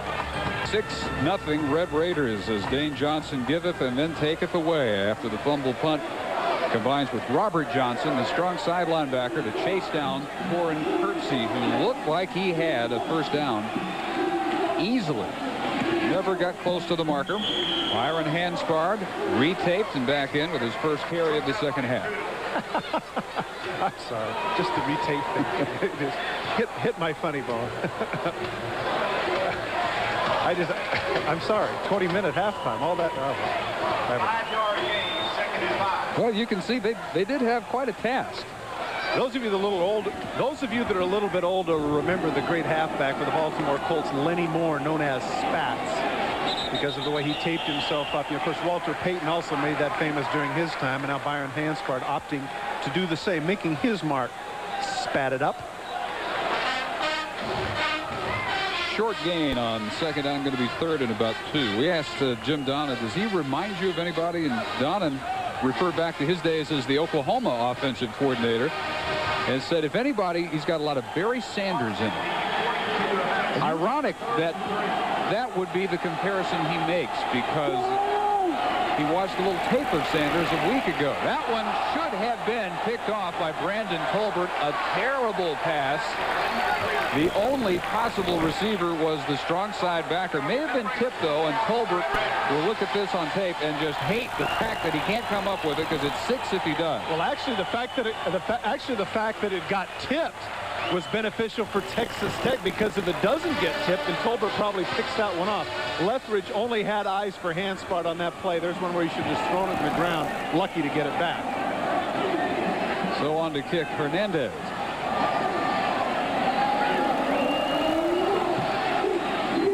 Back deep. What a kick. Very deep. Probably the best yardage all evening for Hernandez, and Ward fair catches just inside the 10. 49-yarder for the sophomore from Midland, Texas. 7:43 to go in the 3rd quarter. And Georgia off to this 0-2 start, Dave. Jim Donnan, the brand new head coach, taking it a little hard. He says, to get beat the way we got beat, something I haven't experienced in my coaching career. He says, I guess I'm getting paid back, referring, of course, to his marvelous 1AA career at Marshall University, where he won a national championship. He also talked with us later about the difference in media scrutiny between West Virginia and here in the Athens, Atlanta area, and so far it has not been a great start. But he is playing with other people's kids, obviously, but Donnan right now feeling a little pressure. Got the job on Christmas Day after Glenn Mason decided he would stay at Kansas. Inside comes Kirksey and runs through some tackles. Corin Kirksey to the 42. Darden chases him down, but not before 33 yards. And a first down, Georgia. Kirksey didn't see Darden. If he did, he might have gone the distance. He just breaks through some tackles. Take a look in the middle. Draw play to Kirksey. Looks like he should have been had right there, but he goes through the tackle. Dane Johnson knocks himself off. And as a result, Kirksey cutting downfield. Darden sprints over to make the tackle at the 42. Take a look at the high knees of Kirksey, running through people, keeping your feet moving. Callaway, the fullback, one of his rare carries. And Robert Johnson, the strong side linebacker, brings him down. Sanford Stadium, where the rain is finally down to just a very light mist. I think it's finally worked its way through Athens, Georgia. 73,116 officially here. They expected 80,000. The rain kept a few away. Dave Barnett, Todd Christensen, Pam Ward. 6-0 Texas Tech, where it's been since the first quarter. Hanspard on a 4-yard touchdown run. The only points, they foiled the extra point on a bad hold by Stovall and a fumble. Kirksey inside where there's not much. It's plugged by Armour, and he may get one or two. Hanspard with 129 yards and ready to take over. Let's hear from Pam Ward. And Georgia off to this 0-2 start, Dave. Jim Donnan, the brand new head coach, taking it a little hard. He says, to get beat the way we got beat, something I haven't experienced in my coaching career. He says, I guess I'm getting paid back, referring, of course, to his marvelous 1AA career at Marshall University, where he won a national championship. He also talked to us later about the difference in media scrutiny between West Virginia and here in the Athens, Atlanta area. And so far, it has not been a great start. But he is playing with other people's kids, obviously. But Donnan right now feeling a little pressure. Got the job on Christmas Day after Glenn Mason decided he would stay at Kansas. Inside comes Kirksey and runs through some tackles. Torrin Kirksey to the 42. Darden chases him down, but not before 33 yards. And a first down, Georgia. Kirksey didn't see Darden. If he did, he might have gone the distance. He just breaks through some tackles. Take a look in the middle. Draw play to Kirksey. Looks like he should have been had right there, but he goes through the tackle. Dane Johnson knocks himself off. And as a result, Kirksey cutting downfield. Darden sprints over to make the tackle at the 42. Take a look at the high knees of Kirksey, running through people, keeping your feet moving. Callaway, the fullback, one of his rare carries. And Robert Johnson, the strong side linebacker, brings him down. Sanford Stadium, where the rain is finally down to just a very light mist. I think it's finally worked its way through Athens, Georgia. 73,116 officially here. They expected 80,000. The rain kept a few away. Dave Barnett, Todd Christensen, Pam Ward. 6-0 Texas Tech, where it's been since the first quarter. Hanspard on a 4-yard touchdown run. The only points, they foiled the extra point on a bad hold by Stovall and a fumble. Kirksey inside where there's not much. It's plugged by Armour, and he may get one or two. Hanspard with 129 yards on already 25 carries. 15 more snaps for Texas Tech than Georgia. And 82 more total yards. Edwards apparently done with a foot injury. 7 carries, 43 yards for his evening's work. Now Georgia on third down is 0 for 8 for the night. Bobo looking deep, and a full layout can't bring it in for Corey Allen, who had a step on Corey Turner. Those two in the first quarter hooked up on the biggest gainer still tonight for Georgia, 58 yards. Well, they say that closeness only counts in horseshoes and drive-in movies. Here, this is thrown just a little bit too far. He's got a step, lays out, can't quite come up with it. It's been the story of the Georgia passing game thus far in this game. Oh, so close. Dax Langley with a short, high kick, which will die at the 17. There's somebody that's been playing some good football to gainers and still, at this point, shut out. 6-0. It remains for Texas Tech as they take over 1st and 10 at their 17.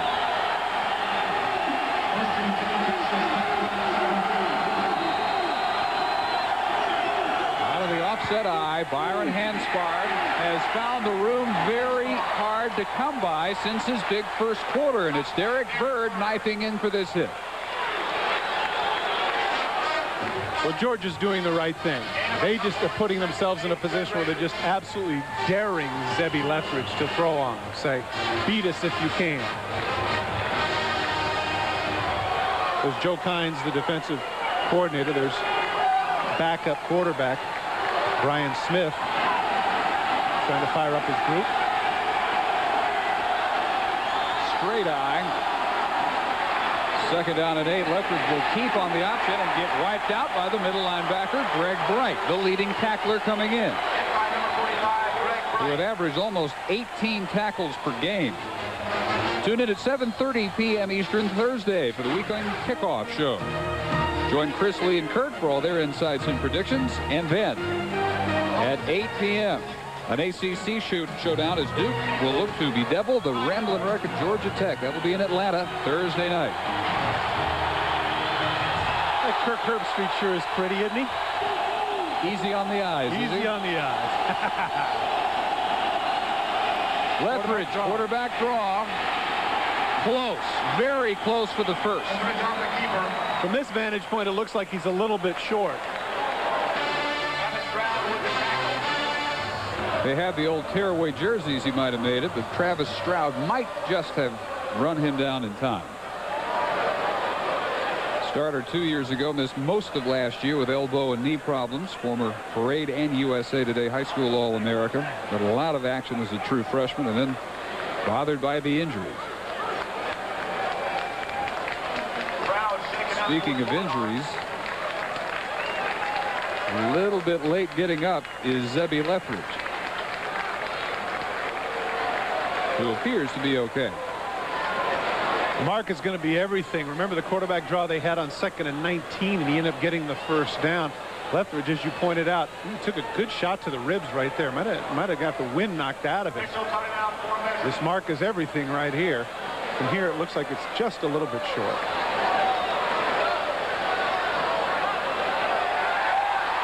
Length of the ball. Well, of course, our graphics people were ahead of me. They already had 4th and 1 put up. So I guess they're, you know, we don't have to call the psychic network. We'll just call downstairs into the truck. Spike Dykes still sitting on the 6-0 lead. And there hasn't been a whole lot brewing offensively now for the last 6 or 7 possessions for that group. Forced again to kick to Hines Ward. Another good night for Hernandez, who came in 7th in the country. And Hines Ward, arguably their best athlete, we haven't heard from this evening. I don't believe he has a catch, does he? I don't think he does. They don't go after Hernandez. Low. And a good Texas Tech hop, and here comes Ward. Man who ran and received for 100 yards in separate games last year and threw for over 400 yards in the Peach Bowl instead of Georgia Bowl record. ESPN, your home for Major League Baseball. Catch the regular season finale next Sunday on ESPN2 at 1 p.m. and on ESPN at 4 p.m. If necessary, ESPN will also be there to cover the divisional and wild card tiebreaker games. Exclusive coverage of the divisional playoffs beginning October 1st at 1 p.m. only on ESPN. You mentioned Hines Ward. That game I happened to broadcast last year with Joe Myers on ESPN when he threw for 417 yards. I actually asked Coach Donnan if for whatever reason Bobo was struggling, might he go to Hines Ward, and he said no, that he would go to Smith. It's still Bobo, and he does find Ward. Speak of the devil. 20 yards on the first. Well, let's not say speak of the devil. His parents might not appreciate that. But he went with the slant route. Take a look, just knifes inside the zone. Looks back. Bobo puts the ball right on the numbers. Good throw by this quarterback, who frankly has been a little bit maligned this evening. But right there, terrific throw. It is the first catch for Ward, who says that in his frustration of being shifted around so much, 3 positions last year, considered transferring to Nebraska. But his mother, who is from South Korea, lives in Georgia, and he decided he had to stay close enough to her. Kirksey in jail and dropped for a loss by Eric Butler. Ran right into Eric Butler, and talking about having some huge shoes to fill. Eric Butler replacing the departed Zach Thomas, now the starting middle linebacker for the Miami Dolphins. Leading the team with 3 sacks coming into this game, as well as being their leading tackler. First time, think about this, first time they've had someone besides Zach Thomas as middle linebacker since 1991. I saw him yesterday when we were over at the hotel, and he had a T-shirt on, and the T-shirt on his back said, "Extremely Butler." Whatever that's supposed to mean. Loss of 3. Bobo for Ward, and they hook up again. Hines Ward tiptoeing out of bounds near the 15-yard line. 31 yards. Last time they had the zone coverage. This time they had man for man. Darwin Brown, the redshirt freshman, has Ward on the corner route. But Ward is able to turn him around with a good post move, breaks the tackle, cannot quite tiptoe. He stays in bounds for some extra yardage, but if he could have hung on, maybe he'd have gone the distance. Just as we mentioned Ward, and he hasn't been a factor, suddenly 2 big catches. Just in time to get him ignited again. They have come very close, but still sitting on the shutout. Bobo's number is improving, and they're set up on the 17 of Texas Tech with an audible. Blitz comes. Bobo just gets it off in time, and it's picked off by Corey Turner. Same old story for a very frustrated Georgia offense. There's a case, Dave, where if you're going to audible and you're unsure, down on the 17-yard line, you've got first down, feel free to burn a timeout. Watch from the right of your screen. That certainly alters the throw. From the backside, it appeared that that was Anthony Armour that caused him to throw that ball a little bit short. There it is. He hits the right arm, and that forces the ball to be a little bit short. Easy interception for Texas Tech. And that man right there, Corey Turner. Texas Tech. And that man right there, Corey Turner. Second Georgia turnover. Armour, and give a lot of credit to Jody Brown, too, who also came in on the blitz. They are backed up on the 1. Hansford to the 5. Spun down there by Derek Bird. You know, when you're a young athlete, you want so badly to make something happen. You want to do things, and sometimes you try just a little bit too hard. Mike Bobo there, he's read the papers. He understands what everybody is talking about. He wants to make a big play. Saw it at the end of the Notre Dame-Texas game. James Brown, in essence, the same thing for Texas, forcing a play which was intercepted, led to the tying touchdown by the Irish. This one, the turnover to Turner. Hansford, a couple, nothing more. Ramon Cooper, 57, an Auburn transfer who walked on here at Georgia. Well, this is a huge third down for both sides. If Texas Tech can't get it, they'll punt. Georgia in excellent field position, more than likely on the other side of midfield. If Texas Tech can get the first down, they can burn some clock, get to the end of the third quarter, and stymie a little of the momentum that Georgia has right now. The ball is at the Texas Tech 7. Third down conversions have been a struggle for both teams tonight. Inside and nothing.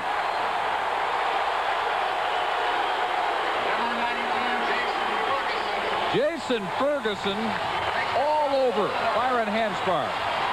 Very surprised here because of the running ability of Zebby Lethbridge that they didn't run him on the option.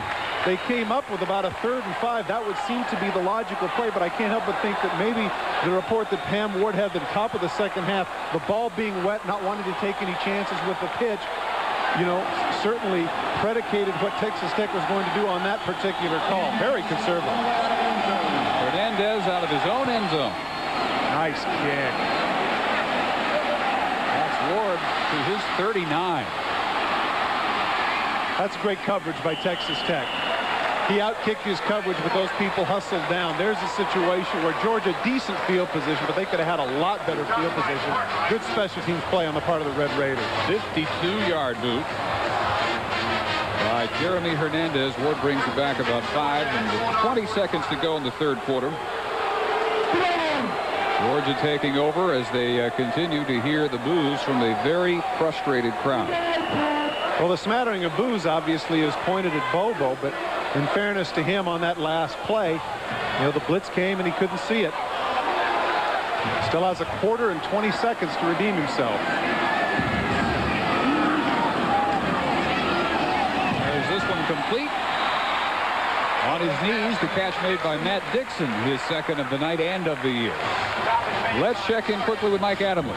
Dave Todd, number 19, Iowa, visiting Tulsa. The Golden Hurricane had not thrown a touchdown pass in 40 quarters. The streak is over. Wes Caswell, 13 yards. John Fitzgerald. Tulsa leads by 3. Early surprise there at Skelly Stadium. Here we're 6-0, which we have been since early in the first quarter. Georgia has reached The 43 at Texas Tech, and that's where they'll take over to begin the fourth quarter at Sanford Stadium. Still Red Raiders 6, Bulldogs nothing. Red Raider 43-yard line. 4 wideouts, and Callaway in the backfield with Bobo in the shotgun. Robert Edwards out the entire second half. Foot injury. Bobo pass is complete to Juan Daniels. Nice juking after the catch for about 4 extra yards, 27 all told. Second time again he's able to find the seam in the zone. Juan Daniels outstanding over the last couple of years for Georgia. Through 3 quarters, we thought coming in that the team that dominated on the ground would dominate on the scoreboard. Texas Tech has done one but not the other, and the 3 turnovers a big reason. Lethbridge unable to get anything at all going through the air. Bobo much better, starting to perhaps gain some confidence at last here in the second half. This, however, is where they've been bogging down. And again, Callaway knocked back for a loss of 1. Monte Rager, Brown, and Armour all combining. One of the things that's going to happen here is they're going to try and put some pressure on the quarterback. They have a great opportunity here on second down to go with some play action, because more than likely Tech has been getting burned in their zone defenses. They're going to come after him because of the struggles he's had earlier. He's going to get man coverage someplace. If they can protect him, he might be able to get the 6 here. Jim Donovan's club has yet to score in a first or fourth quarter all year. Second and still 10. Here comes Ward. And to the 15-yard line where it got crowded. Rager on another tackle. That's the 4th time that they've tried that flanker screen. An awful lot of bodies in the middle. Ward actually ends up running into his own man. Avoids the first man. Watch the move your screen now. He runs right into Rusty Beatles, who needs to find a white shirt instead of his own teammate. And as a result, minimal gain now coming up 3rd and long. And they still have not converted a 3rd down. Tech only 2 for 11. 2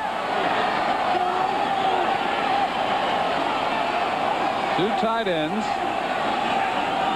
Ward inside of Daniels right. Bobo with good protection to the end zone. It is caught, but it is not a touchdown for Hines Ward. He's about 6 inches shy. Man coverage got exactly what they wanted. Corey Turner had him. This is the corner route again that they had earlier in the drive. Watch to the upper right of your screen. Turner has him in man coverage. Good protection by the offensive line. Bobo waits, comes out of the break, throws the ball right on the money, falls right on the goal line. That's a touchdown.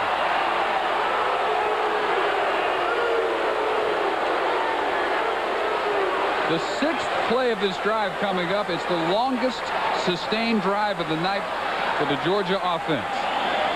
Number starting to look good for Bobo. 1st and goal. Quarterback sneak. Touchdown.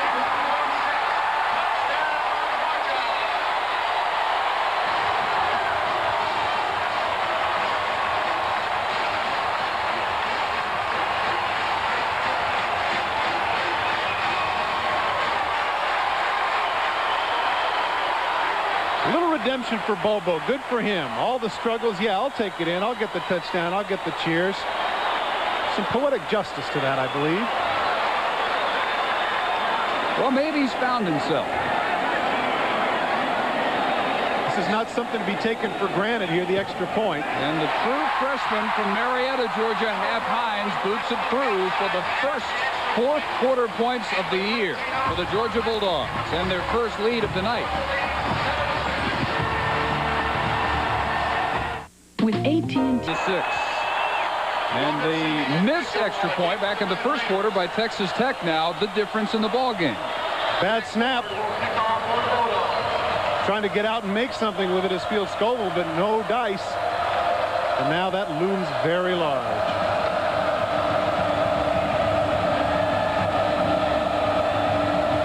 For just the 2nd time tonight, Craig Ford gets a chance to kick off for Georgia.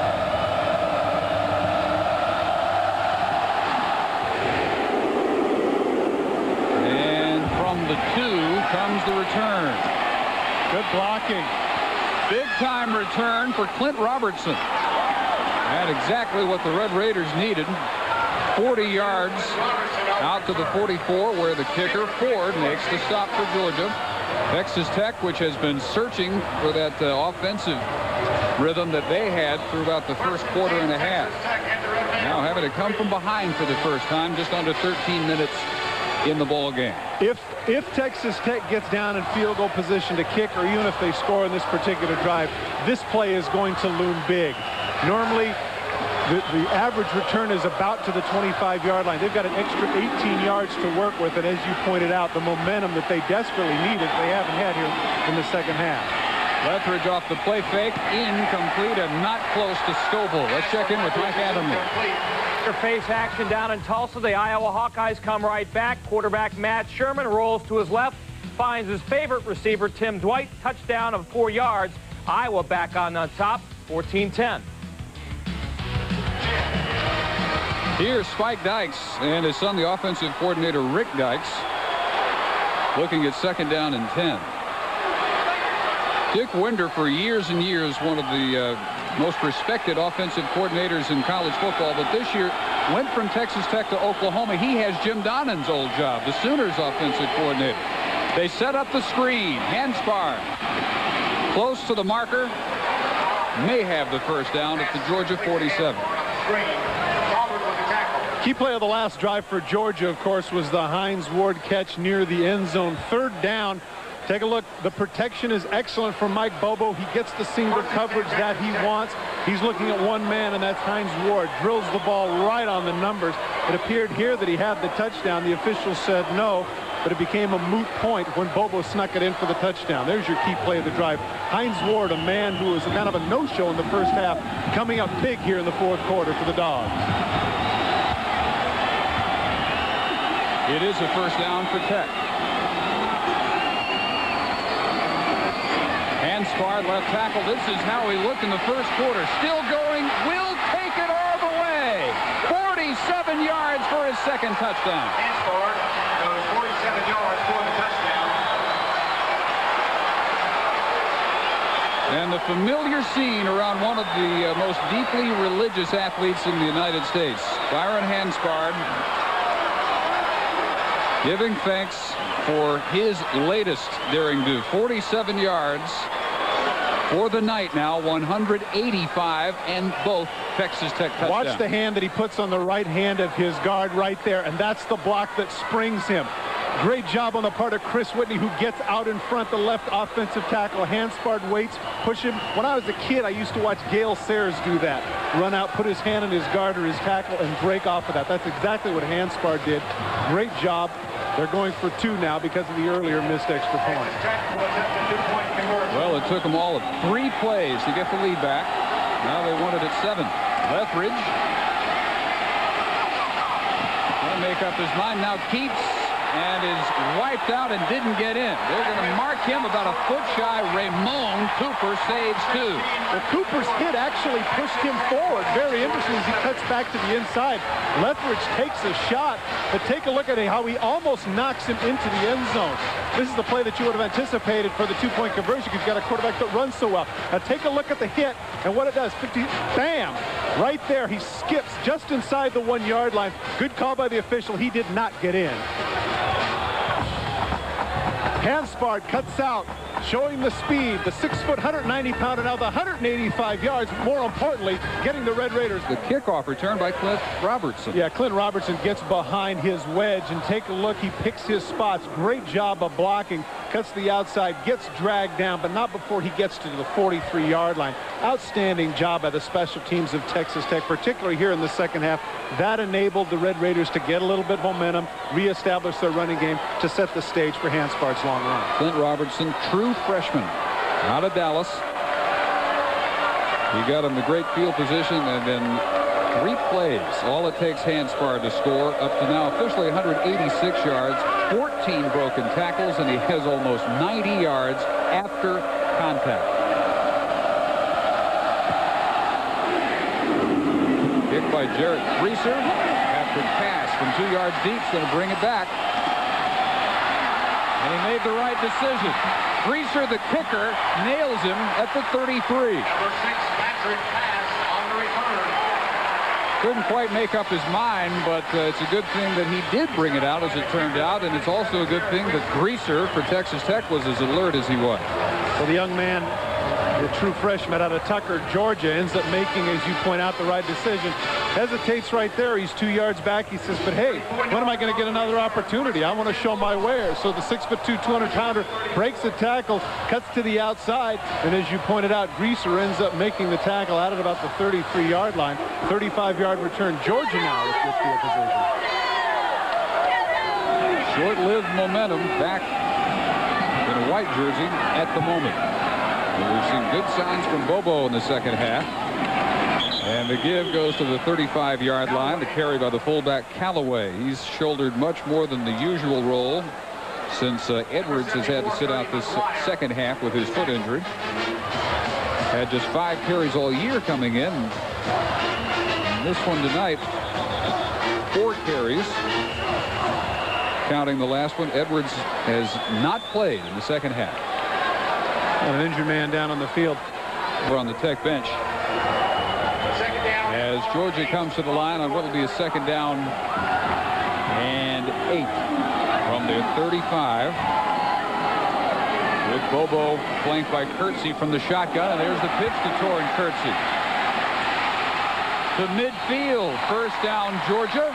Chased down by Dane Johnson. Gain of 14. Head to Yankee Stadium tomorrow night for Sunday Night Baseball. The Red Sox, led by Mo Vaughn, and the 20 strikeout man, the scheduled starter, Roger Clemens, still fighting for a wild card berth. The Yankees, led by newcomer Cecil Fielder, looking to lock down their hold on first in the AL East. Sunday Night Baseball, 8 p.m. Eastern, only on ESPN. Had a wild one today. 11-10 in 10 innings. Well, the T-shirt sums up the interest and therefore the pressure that's on Jim Donnan to break through with his first victory tonight. 0-2 for just the 2nd time in 17 years, way over Juan Daniels. Well, let's hear about the problem with Tony Daniels for Texas Tech from Pam Ward. And Tony Daniels is okay. In fact, he's trotting back onto the field as we speak. It was just a cramp. He came over, was looked at by the trainer, stretched out, and he's back in the game. Dave? Very good news for Texas Tech. One of the things that happens on a night like this is because of the rain and seemingly cooler temperature, you might not imbibe the liquids that you would on a hotter day, but it's still 70 degrees here. And when you're going back and forth, in particular in the case of Texas Tech, spending as much time as he has on the field, that's probably one of the reasons why he cramped up. Rain, by the way, has finally stopped. Bobo guns this one too low for Matt Dixon. And ended up picking himself up off the turf. And, you know, speaking of the rain, for the amount that fell here, this field is in incredible condition. It really is. Usually on a night like this, you see all sorts of chunks torn up, but that has not happened. The grounds crew here has done a very good job. Of course, the site of Olympic soccer, necessitating the removal of the old hedges. And so they replanted the new hedges. They sold the old ones off, 1,500 or so.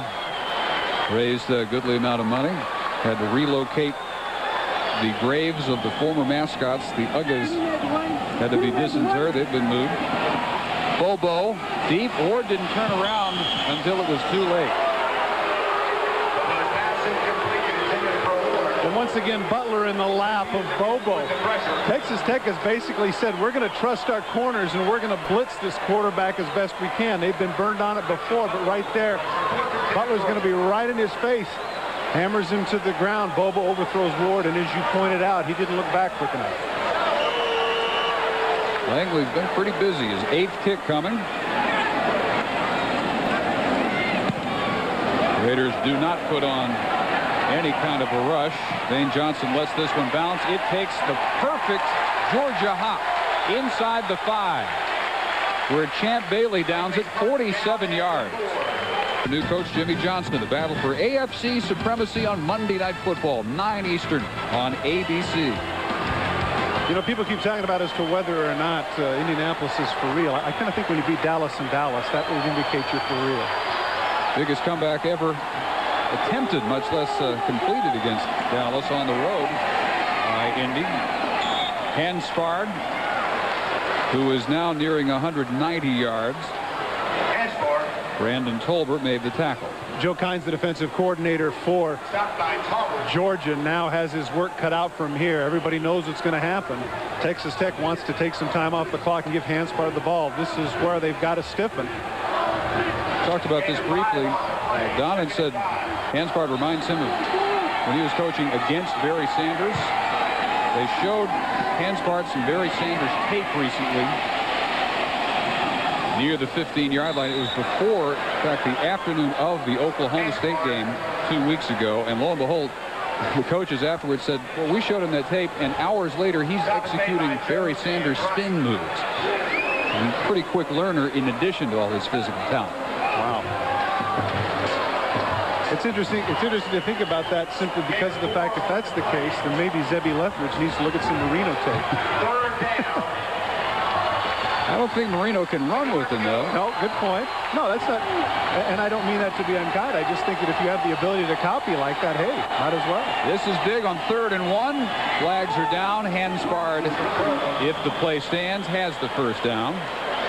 Both the flags came from the backfield, which would seem to indicate possibly Georgia might have had too many people on the field.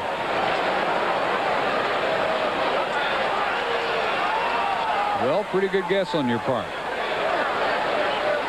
And the kind of thing that drives Joe Kynes crazy.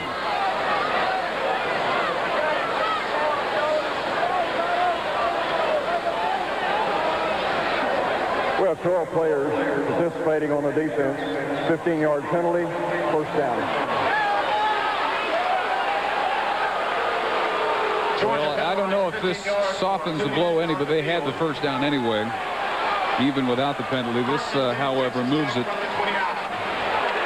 And they're trying to keep him bottled up and get the ball back as soon as they can. Georgia had the lead on the sneak by Bobo. 48 seconds later, Hanspard on the 47-yard sprint gives it right back to Texas Tech. That's where we are. He's got both the Raider touchdowns in a 12-7 lead. Well, the penalty's costly from a field position standpoint. Jones, the fullback, taking it inside. Jones, Low-scoring game, but there have been some big plays. Texas Tech with obviously the missed extra point, which allowed Georgia to eventually take the lead. Both the Hanspard touchdowns. This two-pointer after the second. Corey Allen from Bobo in the first quarter for 57 yards. That led to nothing. They missed a fourth down opportunity at the Tech 37. Bobo did cash in. But Tech coming right back. Hanspard is caught for a loss by Paul Snelling, the sophomore out of LaGrange, Georgia. Now looking ahead here on 3rd down, what Texas Tech has liked here in the second half has been the quarterback draw. Zebby Lethbridge up to this point very ineffective. I believe 3 for 12 or something along that line. And so interesting to see what the call is going to be here by Spike Dykes' sons. 7 yards to go.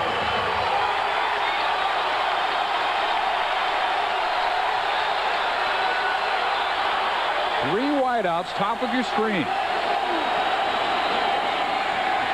Lethbridge will keep for the first, rolls forward, reaches the 40. I don't know if you'd call that a quarterback draw. I guess you would. But Lethbridge, with his own spontaneity and creativity, just took it outside and opted to go the direction where there were fewer people because of the 3 wide receivers to the left.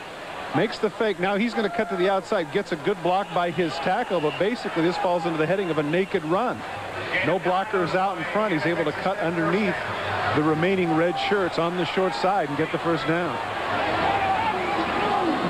For good reason, they were more fearful of him as a runner than a thrower. Through the air, he's just 4 of 13 for 33 yards and a couple of interceptions. Hanspard to the 43, Tolbert on the tackle. And notice, too, now that Texas Tech ordinarily, you know how they hustle up to the line of scrimmage and try and be quick. Now with the clock down to 7:30 and running, they're not in as big a hurry as they were earlier. They want to bleed this thing a little bit. Greg Golerjack and Merrill Hodge getting set in the Metrodome to bring you Syracuse and Minnesota as soon as we're done here in Athens. Tech tries to go 2-1. They feel they should be undefeated. They really outplayed Kansas State, made too many mistakes on the special teams, and Dyke says, I can't fire that coach because that's me. I'm in charge of special teams. On another blind bootleg, Lethbridge, midfield, should have another first, and a penalty marker down. This may well be holding against Texas Tech's Sheldon Bass. And it is coming back. Well, Chris Terry, the bandit tackle for Georgia, gets fooled here on the misdirection. But you're right, that's a very costly penalty because they had a first down and a chance to keep the clock running. Now they're going to get pushed back. Holding on the offense. 10 yards from the spot of the foul. Replay second down. Once again, the misdirection heading to his right. There's a man that gets fooled, as we pointed out. Now watch it to the bottom right of your screen. There's the holding right there. He goes down. I'm not sure necessarily, but inevitably what happens is that when you see the guy get thrown down like that, in this case it was Champ Bailey, you end up throwing the flag, and that's what happens. So they're moved back now, 2nd and 10. 2nd and 10. Clock rolling under 7 minutes. Georgia's had trouble maintaining long drives, so the longer they keep it, the better. This catch for Ryan Jones at the 44-yard line. Sammy Morris make it. And the hit applied by Ronald Bailey, in addition to Gene Tootle. Bailey with the tackle. Well, now the thing that Texas Tech had been struggling with earlier, now they seem to have mastered. Earlier, remember, they were struggling with the third down conversions. Now they've been 2 for 2 thus far in this particular drive. 4 yards to go. And they have eaten up some time at a great time to do so. From their own 5, they reach the 47, and a big 3rd and a short 5 here.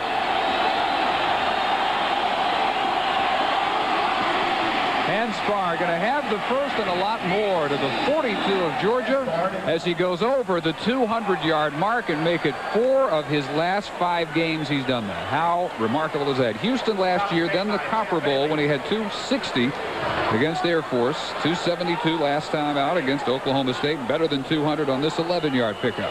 Kevin Ward, Chris Whitney, and Lynn Scherler again do an outstanding job of moving people up. Give credit also to P.J. Jacine here on the right side. That's a gap, and once again, when does he finally get touched? Right there. He's already 10 yards past the line of scrimmage before he even gets touched. Outstanding job by the offensive line of the Red Raiders. Both teams with all their timeouts under 5.5 minutes. Sammy Morris and hello, number 51, Orantis Grant, true freshman linebacker out of Atlanta. Right there on top of him. Numbers for Hanspard. 115 against Kansas State. Left that one injured. 272 left that one because it was a blowout win. 31-3. Didn't play really but one series of the 4th quarter.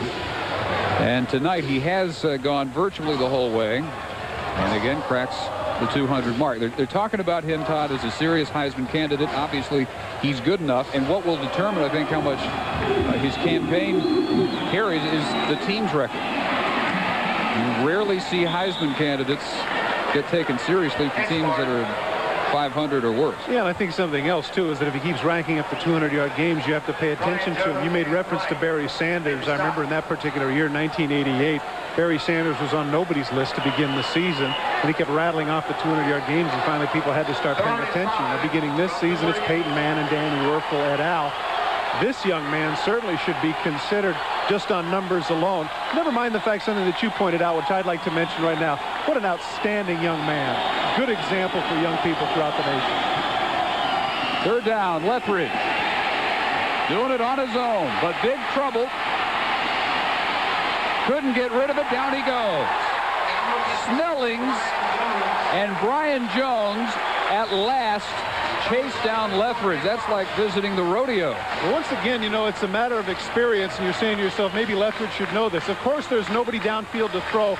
Right here, when he knows that he's stuck, now wheel around. Now, he does this kind of a fake throw. Right here, just throw at somebody's feet.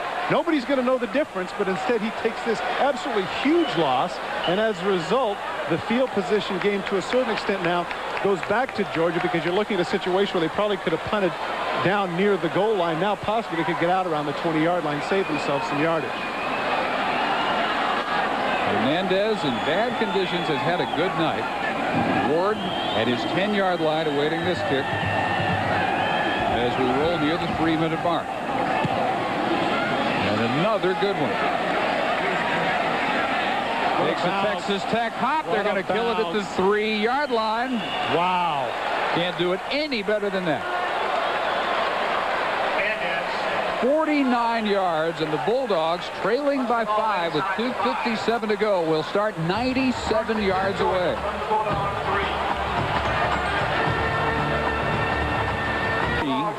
As the rain reappears at the worst possible time for Jim Donnan, trying to avoid the 0-3 start for the first time since '79. They did recover that year under Vince Dooley and finished 6-5. 97 yards away from a go-ahead score here. They have all 3 of their timeouts and 2:57 to go. But just as the kick is down by Tech, the rain picks back up. Bobo throws that one in heavy coverage, intended for Juan Daniels, in really triple coverage. He's lucky he gets this one back. Daniels does a good job of trying to masquerade for the idea that there should have been a penalty, but when he reached back, the coverage was with him stride for stride. Sometimes you can get the flag, but in this case the officials said no, the coverage was good, no hands on him, good non-call. Much better numbers since halftime for Bobo, who had looked in the first half like the post-injury Bobo. Now he's starting to look like he did before he fractured the knee last year. Complete at the 30 is Hines Ward. Maybe his best pass of the night. Goes for 27 yards. I don't think there's any doubt about it. He threw it between 2 defenders. He's double teamed on this particular play. Hines Ward runs the corner route again. He's able to throw the ball between Johnson and Johnson here in this situation. Linebacker and free safety. Boy, that was terrific throw by Bobo. Stop the clock. They get the chains moved to 45 and counting. Well protected throughout the second half. Diving grab near midfield is made by Juan Daniels. So he's starting to find the wideout. One of the things that's interesting here that Texas Tech has to be aware of is that they're used to man coverage and doing a lot of blitzing. Because of the yardage that they have here, they're going with a lot of zone coverage. Turned inside out on that was Jody Brown, the rover. Certainly should have been able to make that play, but give Juan Daniels credit. Excellent hands to slide down and make the catch. Just short of midfield. And Georgia wants to use their first timeout. Not a bad decision. 2 minutes, 26 seconds to go. The Bulldogs try to drive for the possible game winner. I mentioned the fact that that was actually a pretty good timeout. People are a little bit tired. You're at midfield, 2:26 remaining. Plenty of time, and you still have 2 timeouts. Good chance to go over and discuss what the game plan is to get the other half of the field covered. Bobo deep for Daniels and overthrows him. He made the break to get wide open away from the coverage by Brown and Turner. It'll be 2nd and 10. On that particular play, Texas Tech decided to go back to their blitz coverage. They have 7 guys on the blitz. Bobo had exactly what he wanted. He had Daniels on the corner, wanted him to head a little bit more outside, had exactly what he wanted defensively, but wasn't able to deliver the ball. Same look, 3 wideouts. And Bobo from the shotgun. Blitz comes from the safety. Price hangs this one for Daniels. He almost brings it in with a full layout near the 20-yard line. A little bit closer, still couldn't make the connection. Just a little bit long, had exactly what he wanted. Take a look at the post route by Daniels. Looks like he might be running the corner again. Instead, he comes back to the middle. Been running an awful lot of corners. Set up for this post. Lays out. The ball's just a little bit long. 1 for 11 converting 3rd downs tonight. Breather for Daniels, replaced by Dixon. Gonna come with the blitz. Corner blitz.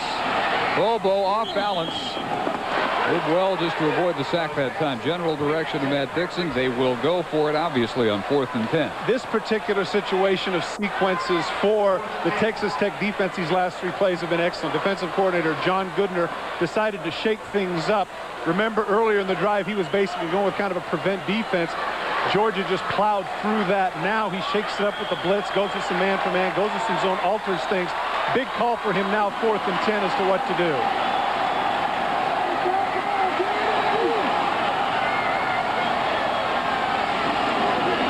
Blitzes. Deep for Daniels. Got it. Complete at the 22. 30 yards on 4th and 10. 4th and 10, I don't understand why you go man-for-man coverage. Daniels with a little bit of a push, makes a great adjustment, turns away, comes back, makes the catch. He does get the 1 foot inbounds. Good call by the official. Once again, I really do have to second-guess John Goodner in that one. 4th and 10, go with the zone, make him beat you in another way. Big 6'2" target Daniels brings it in. Bobo gets this one off under pressure, and luckily for him, he puts it far enough out there that Robert Johnson cannot run it down. They had the flanker screen set up there again, but Texas Tech read it. Mike Bobo showed a little bit of composure there. Rather than trying to force it in amongst all the bodies, throws the ball outside to where nobody can get it. Heads-up play on the part of Bobo. There's the man right there, John Goodner. As I say, you know, you live with the blitz, you die by the blitz. They came with 7 on that 4th down play. They're able to complete it. Now here they are in the red zone. What's he going to do? Here's the chess match. Going with 2 big backs. Odell Collins along with Selma Callaway. No Kirksey. Edwards has missed the whole half. Blitz comes again. Bobo rolling for the end zone in a big crowd intended for Juan Daniels, who had Brown and Turner to contend with, and here comes 3rd and 10. Great situation there. Good decision on the part of Goodner. I don't mean to emphasize this point too much, but that time they still came with 6 people, but they double-team Juan Daniels, knowing that he's been the go-to guy in this particular drive. Good adjustment by the Texas Tech defense. Standing by at the Metrodome, Syracuse and Minnesota, Craig Golerjack and Merrill Hodge. I'm sorry, Dave. One thing they have to be thinking about here is a situation where they're going to go for it on 4th down anyway. Why not pick up 5-6 yards? You don't have to keep throwing into the end zone. Got it off in time. Hangs it up for Daniels. Flag is down. He made the catch anyway. Touchdown.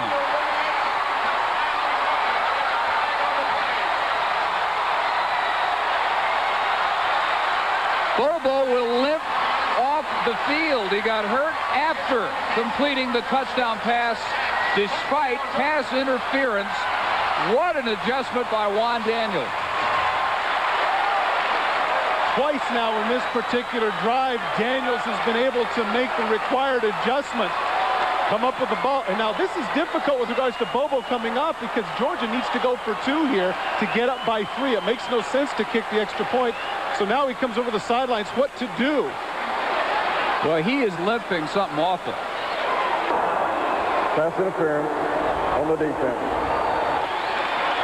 Obviously, they take the points for the 13-12 lead, but now the question, can Bobo run a 2-point conversion? Take a look at the shot that he takes throwing off his back leg. Daniels makes a great adjustment. You can see there.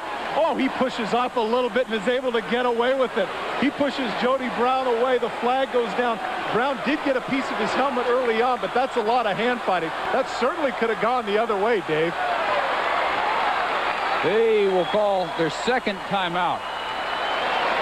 Buy a little time for Bobo in case he can run the 2-point play. Let's hear from Mike Adamle first. Well, Dave and Todd, they have indeed kicked it off at the Metrodome in Minneapolis. Syracuse and Minnesota underway. Should they? The backup Brian Smith signals it on. They get up 3. Tech still with 1:45 to try and drive for 3 and force overtime. Well, this is a huge 2-point conversion, obviously, because then that would force Texas Tech. The field goal would only tie. If they can hold them out here, they can kick a field goal to win. And as we pointed out, Texas Tech has been outstanding in the special teams department here in the 2nd half. On the Daniels catch, Georgia takes only its 2nd lead of the night. Bobo on a quarterback sneak made it 7-6. 3 plays later, Hanspard gave it right back to Tech on a 47-yard gallop. Georgia, however, after taking over deep in their own end, their own 3, 10-play drive for 97 yards and the go-ahead score. They send Corey Allen and Ward and Daniels. Trips to the top of your screen. Courtesy the setback. Bobo option. Pitch on the reverse to Ward. Stanford option. Can he break a tackle? On the dive. Wow.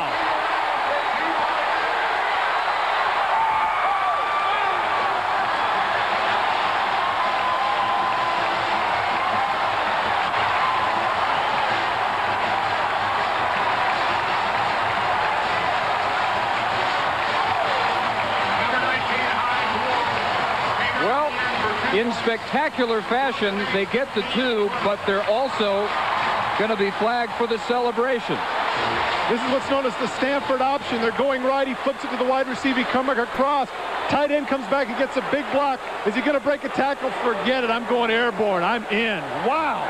How exciting. Hines Ward, who has really made a major contribution here in the second half, right there. Evidently, that's what the official decided. But he was celebrating a bit too much. And as a result, they are going to be pushed back. That is absolutely a huge penalty. If you take a look once again, now at the end of the play, if we follow it, we're not able to. Jim Donnan has to be very excited by what he sees, and particularly pleased with Mike Bobo and the way he has sucked it up in the second half, shown an awful lot of fortitude. I think really all they decided was worthy of a penalty was what Ward did after he helicoptered into the end zone. Little bit of a demonstrative series of moves toward the end zone stands by Ward, but he never took his helmet off. He didn't strike a Heisman pose. I agree. Borderline at best, but they flag him. Well, when he pulled off his chin strap, it appeared there that he right of your screen. Once again, watch Larry Brown peel back and nail Corey Turner right here coming into your screen. There he's waiting on him. Whap! Just crushed him over the top. Dane Johnson can do nothing about it because of the vertical leap of Hines Ward.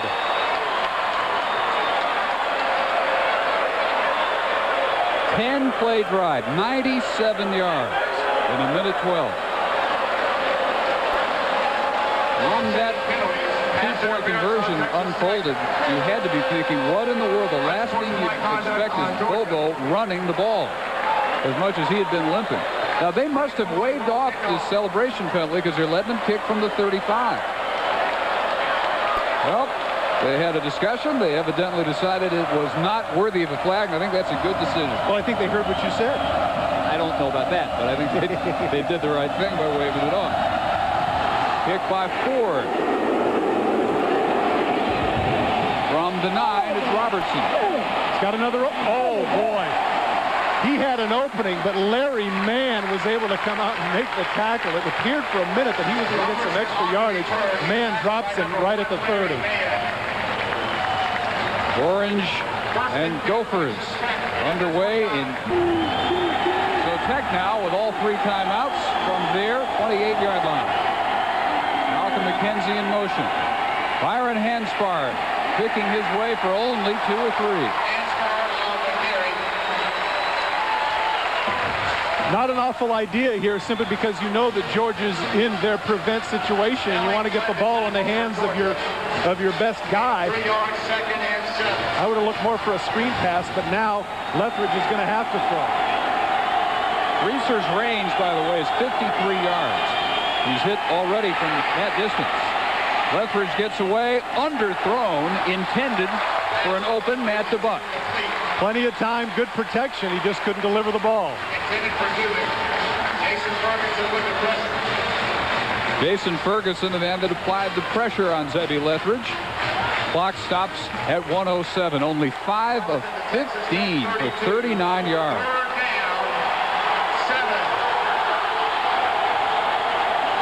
Trips to the right. Pressure comes. They set up Hanspard with the screen. First down. To the 45 goes Byron Hanspard, under a minute. A bad decision here, though, on the part of Hanspard. He's got to get out of bounds. I know that they have 3 timeouts, but now they're going to set up, and it's going to cost them about 7 or 8 seconds as they move the chains. Hanspard didn't need the extra 3 yards. He needed to get out of bounds so they could reset. Haven't started the clock yet. Now they roll it, and Lethbridge to the line. You're exactly right. He's got to get the play call. That took right at 9 seconds. Batted down. Intended for DeBuck. Snelling's got a hand on it. Good play on the part of Snellings, but really for Texas Tech, that was a blessing. Even if they complete the pass out into the flat to Mark DeBuck, take a look. This is only going to be about a 6-yard gain anyway, and the clock will keep rolling. Snellings bats the ball down, but really that turned out to be a boon for the Texas Tech offense. You really only need about 20 yards to get within the outer edges of Jarrett Greaser's range. Out of time to get that on 2nd and 10. Lethbridge intended for Scoville. It was almost intercepted by Glenn Ford. Pass is incomplete. Intended for Scoville. Scoville on a leap could not quite bring it in, and it's 3rd and 10. Tough catch and a tough throw. Once again, throwing across his body. Lethbridge tries to deliver the ball. Scoville gets as high as he can, but it's just off the fingertips. I'm really surprised to see, this may seem a small point, but I'm surprised to see Scoville barehanded. I would think that because of the rain and because of the difficulties of the wet ball, he'd have gloves on here. Greaser hoping he gets a chance to send this one to OT. Lethbridge with some work to do, and again overthrown, intended for Bass. Pass is incomplete. Intended for Bass. Ronald Bailey with good coverage. Last gasp time for Tech. Very similar to a year ago. They opened at Penn State, led the whole way until a game-winning kick by the Nittany Lions, a one-point victory, one of only 3 losses by Tech last year. Through first victory. Texas Tech facing a tough Big 12 schedule. Does not want to start 1 and 2, but that's the prospect they're staring right in the face. 4th and 10. Lethbridge comes to the line and calls another timeout. So they'll rethink it over on the Red Raiders sideline. What it comes down to. Jim Donnegan just about tasted. Just one stop away from his first win as a Division 1A head coach. Now, if you notice, too, look, he took the headset off. It's all on this one play. You saw him make a comment to Joe Kynes, please, hold him. And you're right. This is what it comes down to. Lethbridge complete inside the 40 for Matt DeBuck. 16 yards, 26 seconds to go. They move the chains. Tech with 1 timeout remaining. They opted only to go with a 3-man rush. Lethbridge has not been accurate up to this point. They gave him plenty of time trying to survey the field. This time he doesn't. Clutch 4th down throw. Going to need at least another 5 yards to get in Greaser's range. And they're close. With the catch by McKenzie, out of bounds, 36-yard line. Now let's also point out here, in fairness to Jarrett Greaser, they may be within his range right now, but to say that a 53 or 54-yard field goal is automatic is not the case at all. I'm thinking that to get at least beyond a 50% opportunity, they've got to get at least another 8 yards and get down maybe to the 25-yard line to be assured of having a legitimate shot. Pump fake, overthrown, intended for Donnie Hart. Threw it away with 12 seconds. Tried to go with the hook and go and fool the defensive backs. It didn't fool them at all. So rather than get sacked, Lethbridge throws the ball out of bounds. Not only was it a smart play in terms of getting rid of it, but now he also saves some time with 12 seconds left. Great opportunity right here. Because of the prevent situation, only 3 and 4 rushes, this is where they could utilize Lethbridge on the run. He goes on the run here, gets 10, 15 yards, whatever. He slides, calls timeout. They're in a much better position for the field goal. 3 wideouts right side. Lethbridge under some pressure. Incomplete. Hanspard got tied up in the backfield. They wanted to set him up on a screen, and he got tied up with Jermaine Smith, the nose guard. And how unfortunate, because frankly they had a good opportunity there. The screen was set up. Good call by Rick Dykes on the sidelines, knowing that he has that final timeout, set up a closer field goal. Now, I'm telling you, because of the rain, because of the surface, because of the pressure, man, this is asking an awful lot of this youngster to hit this one from this distance. Well, hadn't missed all year. He's 5 of 5 with a long of 53. Longest in high school in Amarillo was 59. Scoville will hold. This will be 54 yards to force overtime. Good snap and hold. Has enough on it. No good. Wow. Wow.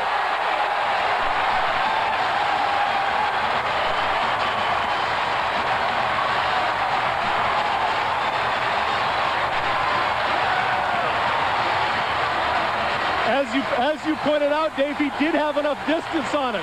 The snap is good. The hold is good. He takes that little extra half step. You can see the compression about how slowly it is, but it just goes out to the left. About a foot to the left, a la Scott Norwood in the Super Bowl. So very close for that youngster. So for Todd Christensen and Pam Ward, Dave Barnett saying so long from Athens, Georgia, where the Bulldogs win it for Jim Donnan, 15-12. Coming up, Craig Bolerjack and Merrill Hodge in Minnesota, Syracuse and the Golden Gophers already underway.